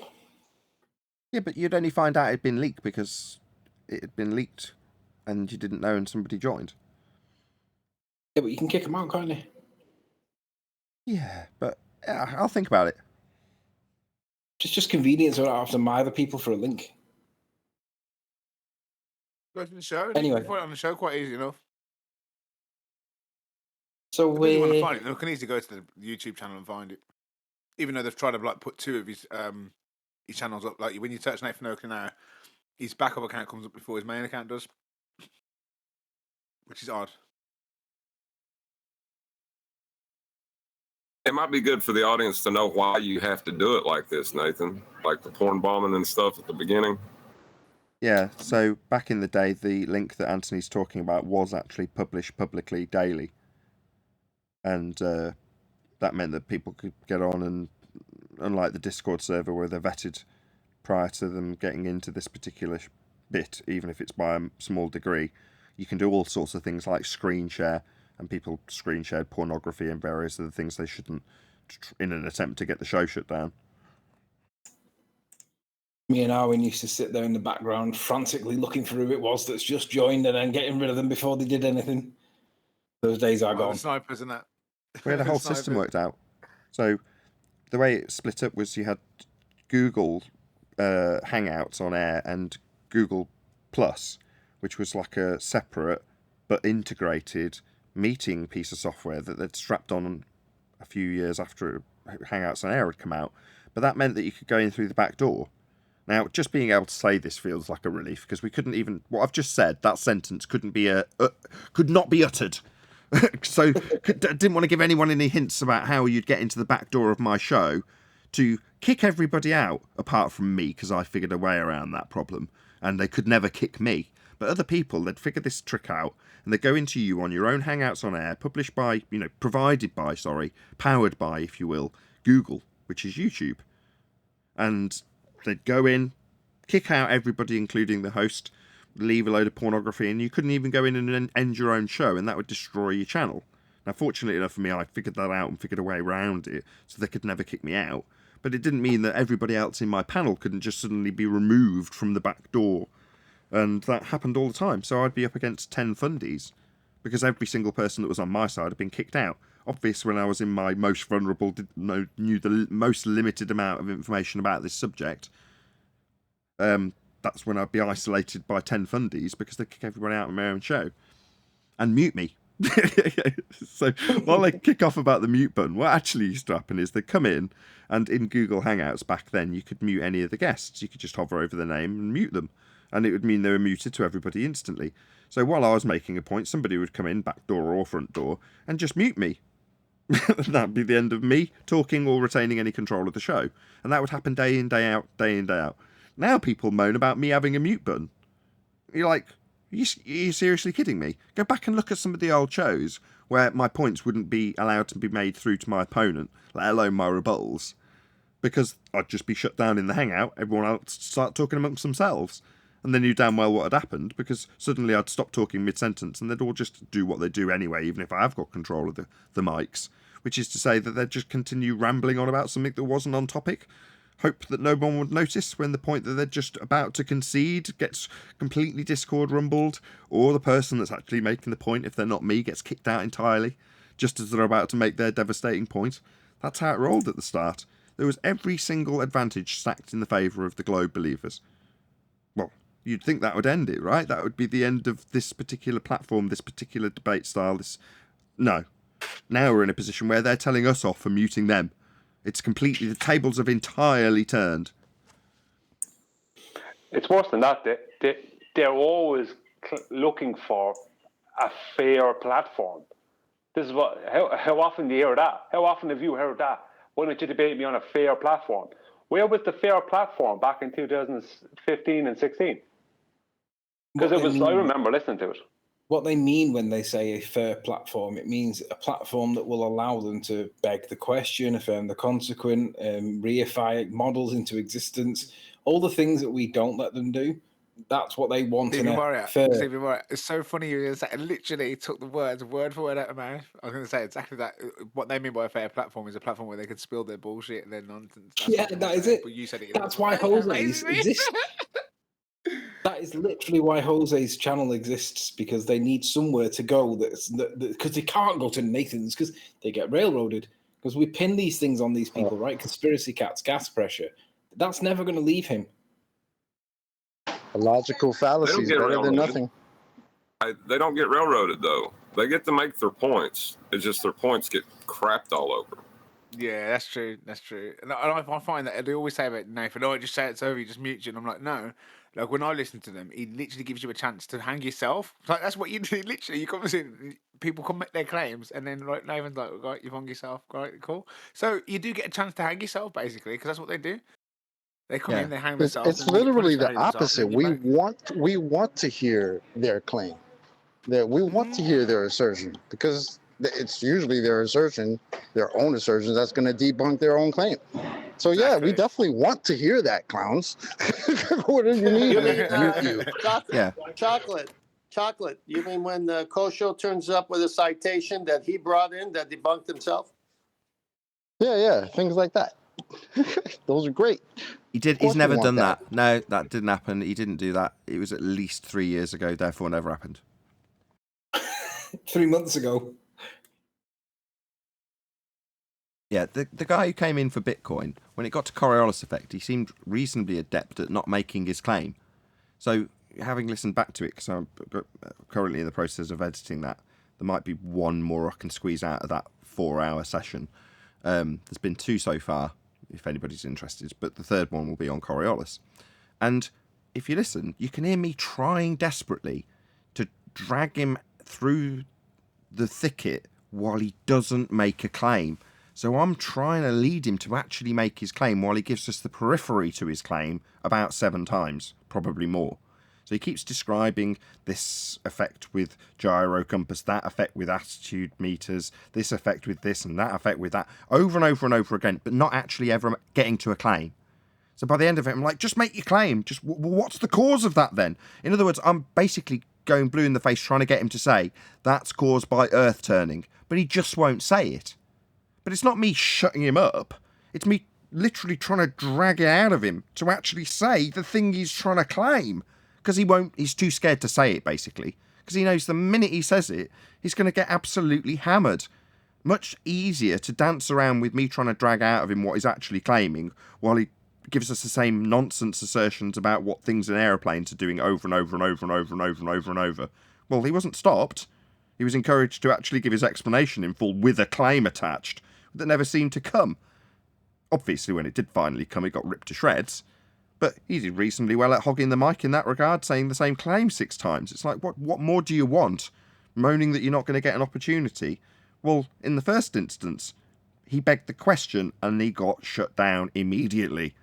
Because in that case, when they say, we'll get railroaded, we don't get a chance to make the claim. Well, it depends. If you're starting the claim with the thing you're trying to prove, that would be to beg the question of a sphere, Earth, orbits, gravity, whatever it is you're arguing for. If you start with the assumption, then you are going to get railroaded. The minute you beg the question, that is like the golden rule on flat Earth debate, don't beg the question. As soon as you just say, well, okay, right, we're going to start this discussion that I'm trying to prove a sphere with us all assuming we're already on a sphere. Everyone cool? Any objections? No? We may begin. Because we're on a sphere, blah, blah, blah, blah, blah, blah, blah, blah, blah, blah, blah, blah, blah, blah. That's what I hear. Yeah, right. Don't care. Because we're on a sphere, that's the starting point? No, never going to happen. That's not railroading, though, because if you're having a reasonable debate with someone, they can't go into faulty reason and expect to continue a reasonable debate. Exactly. So I don't consider that railroading. Exactly, and that's what the guy said to me when I stopped him. Well, you're just railroading me. He didn't say that, but he's saying you're just not allowing me to actually get to the end of my point with all the periphery attached. I'm like, no, I didn't. The minute you use faulty logic, the minute you beg the question, I'm not going to let you babble on incessantly with your faulty logic. That is not how it works here. Don't beg the question. The point of you being is to prove you're on a sphere, so don't just turn up with an automatic assumption that you're on a sphere. And then don't concede the entire argument by saying something, for example, that, yeah, gas pressure does require a container, and then want to continue further into how it doesn't require a container after conceding the point. Like, that's like bass backwards, man. Like, don't do that. Because then you're just talking about what's going on flat Earth. Sorry, Chocolate, but nothing gets worse than that guy, that Billy guy, who basically uses a container to prove gas pressure without a container. That Marvels guy. It's so hilarious. Yeah. Like, how do you use gas? Show me gas pressure without a container. No worries, let me show you how. Use a container. Sorry, yeah. Two of them, actually. It's fucking crazy. It's absolutely crazy. Gas pressure when you without point a out container. you're using a container. It don't matter. It don't matter. Oh, I miss Arwin. Got a big bloody pipe up inside of his house. If Arwin was here, he'd be going, no, I can show gas pressure without a container. with 3 containers.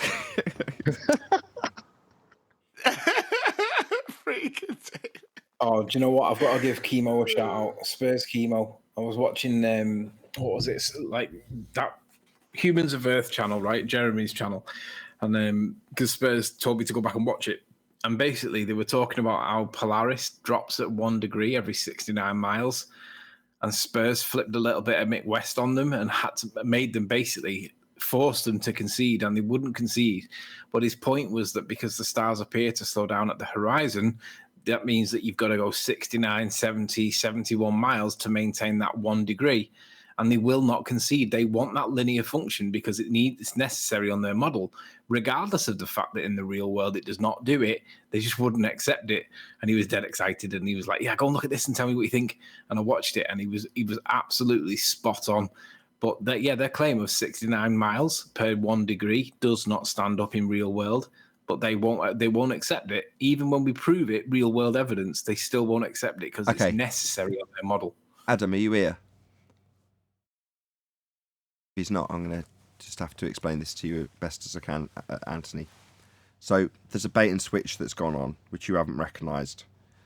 Okay, so you're looking at Polaris, doesn't matter from where, right? And you then, with it still however many degrees above the horizon it is, yeah? So we'll say it's, I don't know, 30 degrees above the horizon where you stand measuring it there and then. Are you following me? Yeah. You then back away from it 69 statute miles. Then you measure it again, right? So now the angle has dropped 1 degree towards the horizon, correct? That's the claim, but it doesn't happen. It's not the claim. That's the problem. So there's a bait and switch happening. The way you acquire what I've just described is as I've just described it. Take an angle measurement to the star from the horizon. That's 2 straight lines. One is to the horizon. That's a flat plane required to do that angle measurement, by the way, Anthony. And then to the star, giving you a second straight line and a vertex for an angle measurement to be derived from. Then you back away and do the same thing. 2 straight lines. One to the star, one to the horizon. That's what gives you it's dropped by 1 degree statement. Well, what are they actually asserting when they say on a sphere it drops by 1 degree? They're twisting a protractor that's at the centre of a presupposed spherical Earth, Anthony, to give them that 1 degree derivation. But that isn't what you actually measured. You didn't twist a protractor through 1 degree at the centre of a sphere that you're standing on. You measured a straight line to the horizon and got 1 degree difference as you got further away by the tune of 69 miles. Well, that's a straight line measurement to get an angle to give you the 1 degree assertion, not twisting through a protractor at the centre. But they don't mention that. They just take the position from an actual angle measurement to a twisting at the centre of a presupposed spherical Earth. Do you see the bait and switch? No, if I'm honest. I think I do. I think what you're trying to say is that when you first do the measurement, you automatically they add the 1% degree, and then when they do the second one, the 1% that they added on the degree of the I think it's the line to the horizon.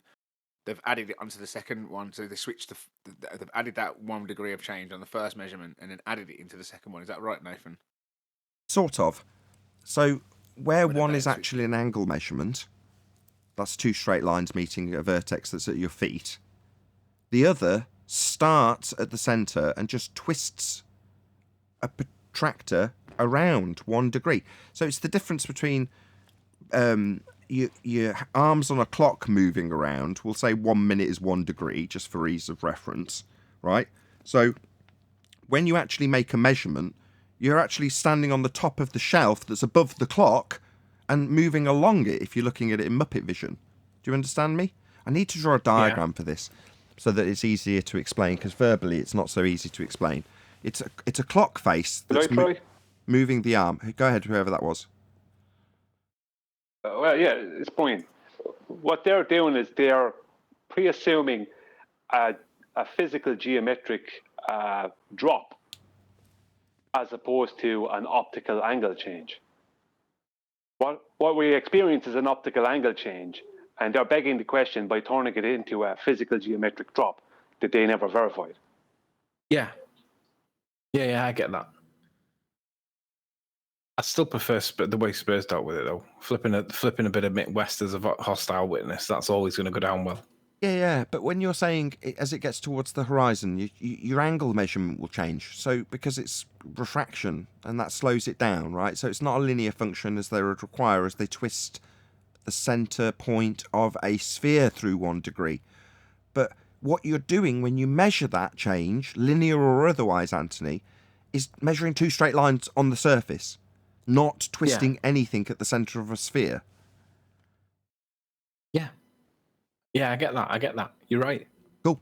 That's the bait and switch, because they won't mention the fact that you've gone from an angle measurement on the surface to the twisting of a sphere that's presupposed. They just drop it in like, now that 1 degree is 1 degree of a motion at the center rather than 1 degree changing at your feet. They won't mention it. They just assume a sphere at that point. It's a useful way of actually getting a juxtaposition into the sphere without the guy, your opponent, us, noticing. I need to do it again, I guess. The chapter on the sextant. It is formed at the observer's eye by 2 lines drawn to 2 distant objects, not from the center of any presupposed globe. And they totally rule out perspective anyway. I mean, if you're backing away, or let's just say you're 30 degrees to Polaris, but then another time you shoot it, you're 15 degrees. So it's only 15 degrees above the horizon. Did you get rid of straight lines to get that one? Whereas the first one you got 30, you needed the straight lines. So what you're saying is that when they make the claim 1 degree every 69 miles, they're 1 degree with respect to the center of the sphere rather than with respect to the eyeball. Yeah, but Lacking straight lines. hold on. Yes, but to get the 1 degree in the first place, they've got to measure a flat plane. They take a line to the horizon, a line to the star, and it's the angle between those 2 things that they're actually using to make the 1 degree assertion in the first place. After they've got that measurement, the actuality of the situation being a straight flat line, to get the angle, then they move that point, the point down from your feet to the center and twist it round and say what's actually happened is you've twisted your position and the drop is now further around because the angle's coming from the center, not from a measurement with a sextant with the angle being from your feet along a straight flat line to the base of whatever it is you're measuring, star or sun or whatever. Well, that is where you get an angle. You can't get an angle if it's from the centre of a presupposed spherical Earth. It'd have sod all to do with the horizon at that point, because you're then twisting a protractor round, rather than actually having the protractor being the centre point of the tractor at your feet, rather than the centre point of the protractor at the centre of Earth. But you've got to make the measurement in the first place, right? To make 1 degree as the assertion, you've got to have a straight, flat baseline to get that measurement first, to then move it to the centre. This is where This is where Eratosthenes comes in. He assumed sun rays were parallel, and he assumed the shadows were cast because of the curvature of the Earth. And so this is going into that realm. Whereas you can't get an angle without a straight baseline. And the reason you have afternoon shadows is because the sun is moving over say at one point it's directly high noon for you. Okay. And it's now closer to the horizon, lower in the sky. The Earth didn't change. It's still a flat plane. It is that baseline you need. So you pull out your sextant and shoot the sun at that time of day. And you say, oh, it's at 20 degrees. Well, where was it when it was high noon?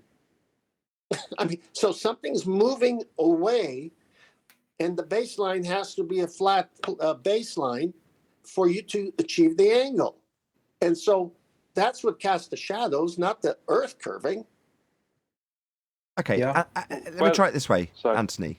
So imagine that you're on a pier, and at the end of the pier there's a lamppost, right? Now, you stand relatively close to the lamppost and triangulate with the light. In other words, you draw a straight flat line between you and the base of the lamppost, because that's representative of its zenith. And then you've got the angle that you can see on your protractor that you've literally got on your feet, and you just go, okay, it's pointing up at this angle. You with me so far? You're on a pier, yeah? You have the perfect thing on screen, Nathan. If you use A, B, and C and the lines to the center of the globe, that will be a good visual for you. Well, I'll get to that first. I'll just give the actual example of the real world measurement before we go into Muppet Vision, but I'll keep it on screen. So, Anthony, you've measured your lamppost at the end of the pier, then you've backed away 69 feet away from it, okay? Then you've put your protractor at your feet. Again, you've got a straight baseline to the base of the lamppost, and you're measuring the angle that you observe from your feet to the lamp. You with me so far? So you've made two measurements. Obviously, it's dropped with perspective, right? The angle's now lower. And we're going to say that 69 feet along that pier is 1 degree lower in your protractor measurement. Okay? We all clear so far? Yeah. Now I tell you that 1 degree that I've measured isn't actually 69 feet. It's actually that 1 degree is because the pier is, I'm going to say just for ease, it's a quarter of a mile total size ball. And the measurement that you took from your feet at the pier is actually the centre point of that presupposed mile-sized beach ball that you were stood on. And the 1 degree represents me turning the ball by 1 degree now, in respect to the measurement that you actually took on the surface. So it's actually a spherical surface that's been twisted around, and the measurement that you got with your 1 degree drop 69 feet was actually, no, 1 degree of me twisting the protractor at the middle of this ball I'm now assuming the pier is shaped like. Do you understand the distinct difference between those two? Yeah, it's gone from your feet to the centre of the ball. Exactly. From your feet to the centre of this pier that's now completely spherical. It's not a flat pier anymore, it's now a spherical pier. And the measurement that you got from your feet to the lamppost isn't that anymore at all. It's from the centre of this presupposed spherical pier that I've now invented. And it's me twisting that pier round through 1 degree when I've got the centre point of the ball that the pier is actually shaped like moving through 1 degree, not the measurement you took at all. That bit just goes without saying, though, from the ball side. They just don't mention that bit. Yeah, I get it. I didn't realise that's what they were doing. Me neither. Well, this is all Adam. Adam had to break this down for me, and I sat back in slight disbelief. I'm like, my God, I'd never picked up on it. It's like I was saying bravo to Mitchell, because he's like, yeah, they've got a linear function when they're talking about 1 degree every 69 miles, right? They've got to measure the angle. Yeah. That's got to work on a flat plane. Yeah. Sextant we're talking about at the moment. And then I saw someone else talking about, well, no, 1 degree is the ball measurement. You know, you're moving 1 degree over the surface of a ball. And I'm like, okay, this is a different subject. Not realising that they've just moved the goalpost from your feet to the centre of the presupposed spherical Earth. And then Adam broke it down to me. I'm like, my God, it's just yet another bait and switch I hadn't noticed. So, kudos to Adam. This is his explanation. I just love it. I think it's ace because I hadn't noticed it. I love things like that. Weasels. That's what they are. Well, the thing is, right, just give me a minute here, right? I have 2 things to explain. I asked Sean Hawkins, I know some time back, what tools would he use to get an angle to Polaris? And he texts back to me pretty quick. Well, a protractor and plumb bob, of course, right? Like, why are you using a protractor and plumb bob, right? That's the question, isn't it? Because you need them to beg the question. You need a protractor and plumb bob to beg the question. And I reckon when Polaris is not it's not really considered one of the navigational stars, let's just say, right? And yeah, people have asked. No, it is. Well, it is. It's a major navigational star, Polaris. Yeah, but it is. There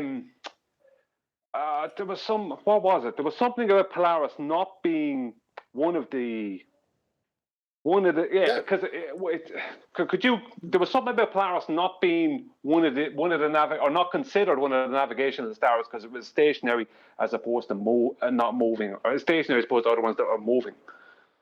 No, that's a false statement. It's it? I mean, if you're, that's I don't know what that person was trying to say. I don't know. I've heard this a couple of different times. That No, Polaris there's 50. There's 57 stars. There's 4 planets: the Sun, the Moon, and Aries, and Polaris is one of the stars. All right, well, that makes a bit more sense. But the whole point is, if they're using a protractor and a plumb bob and not a sextant to get their angle to Polaris, the only reason they're doing that is because they can't beg the question with a sextant. A sextant requires, if you're using a sextant, you're going to do what? You're going to take an angle using your eye line through the lens. Again, What's that? I would be careful. I'll just let Brian round out his point. Hold on. Brian, please. He's got a good point. He's saying that to beg the question, they've got to immediately use a plumb bob and a protractor as their example when the tool that's actually being utilised is a sextant. And Brian's point is that when they beg the question using the plumb bob, I want him to finish off that statement. Go ahead, Brian. Yeah, thanks, Nathan. Yeah, if they're using a plumb bob and a protractor, then they're using that because they can't beg the question with a sextant. They can beg the question with a protractor and a plumb bob. If you're using a sextant, then you're using your eye through a lens, and that lens is going to the horizon. And then you do an horizon dip correction, which brings the vertex from your eye line down to the water underneath the boat. You can't beg the question with that. But you can beg the question with a plumb bob and a protractor. And that's why... I'm sorry. That's why Sean Hawkins, when I asked him, he was so quick to there was not even thought about it, just straight out, a plumb bob and protractor. He kind of was there like, what else would I use? Was kind of his attitude. Okay, I'm finished. Sure, but when he does so, he is begging the question at that point. It's like, okay, so what's your methodology? Well, I dangle a plumb bob to ascertain my position relative to the centre of presupposed spherical Earth, I'm going to assume, and therefore I can match my position with respect to the Polaris, which is at 0, on a presupposed spherical Earth that I'm assuming with this plumb bob and protractor. So, although we won't overtly state that the reason he's using them is to beg the question, you just have to point out that when they do that, at some stage, they're going to be saying, because I'm going to be begging the question of a sphere Earth. So, just point it out when it happens. It's that simple. I mean, the fact that isn't how it's done is kind of laughable, and you can say, well, actually, there is this tool that just, utilises the flat plane that we all tell you that you're standing on when you beg the question of spheres all the time. But, that tool's a sextant, and you can carry on with your string and plumb bob and protractor and beg the question. It just isn't done that way. All right. Let's get something clear. If I'm wrong, I'm wrong, but I don't think I'm wrong. The sextant is a glorified protractor. Nothing wrong with a plumb bob and a protractor. You spotted the begging the question part, though. That's the problem. What's the bottom or the base side of a protractor? Does it not? It resemble a 180, flat. A straight line, a flat line. Yeah. But there's one problem. Sorry, hang on. Sorry, I'm doing it to you now. All right, so the sextant is a glorified protractor. Protractor shows you the angles, but you need a flat line in order to know what the angle is. What they've done is they keep moving their plumb bob to little disco mirrors that are tangent planes. Then it goes to the center of the Earth. And that's their problem, because that's not how it works. Exactly. That's their problem, that they must beg after the question has been assumed with an angle acquisition. So you've got to get the angle first, which means you've got to have a flat plane first. Same problem that Al-Biruni's got. Oh, right, well, you went up the mountain and you knew the height because you got an angle to a flat plane. So the whole process always starts off with measuring stuff with a flat plane, and it works out fine for them to beg the question later on that they've got a spherical surface beneath their feet. But ultimately speaking, the angle measurement in the first instance will always take place on a flat plane. So their base, their standard, is flat. That's it. Any last words? Go ahead, Brian. What I would say to Tent, sorry, Nathan, just what I was trying to say, sorry for cutting in on your Tent. What I would say to you, a protractor is not a normal protractor and plumb bob, except for the way they're going to go about it. They don't use a sextant, But they don't use a sextant because to use a sextant means to use your eye line, right, as the vertex point. And then you bring that vertex down to the water beneath your boat, right? Yeah, but then, you correct, one second, you correct the angle. That's how you use a sextant. And that's no good if you want to beg the question. Right. No, agreed, but that's good that you said they use it wrong. Nothing wrong with a plumb bob, nothing wrong with a protractor. All you got to do, that's how they used to do it. They used to have a plumb bob and a protractor, and the guy would get down and look and see where the star or sun in the sky was, and then they'd hold that string on that part of the protractor. That was the old way of doing it before the sextant a few hundred years ago. So what they're doing is, as Nathan said, they're measuring it flat first. Obviously, you got to get the angle from flat baseline. Then they're begging the question. They live on a sphere, and they have this pack up your bags, removable or travelable tangent plane. And everywhere they go, they draw that line and take another one. And because they have to do that if you're on the sphere, because if you just did it in one place, it just go into space. So they keep moving it. And so what they're doing is redoing the very first thing, which is they're working on a flat plane all along. And with that, I'm going to say a huge, massive, enormous thank you to both Discord and G Plus panels for making today's after show possible. Of course, a massive thank you to all of you in either Nathan Oakley 1980 or Nathan Oakley Premiering streams for hopefully smashing the super chat, liking, commenting, sharing, subscribing, and all that good stuff. I've been Nathan Oakley, and I will see you all in the next video.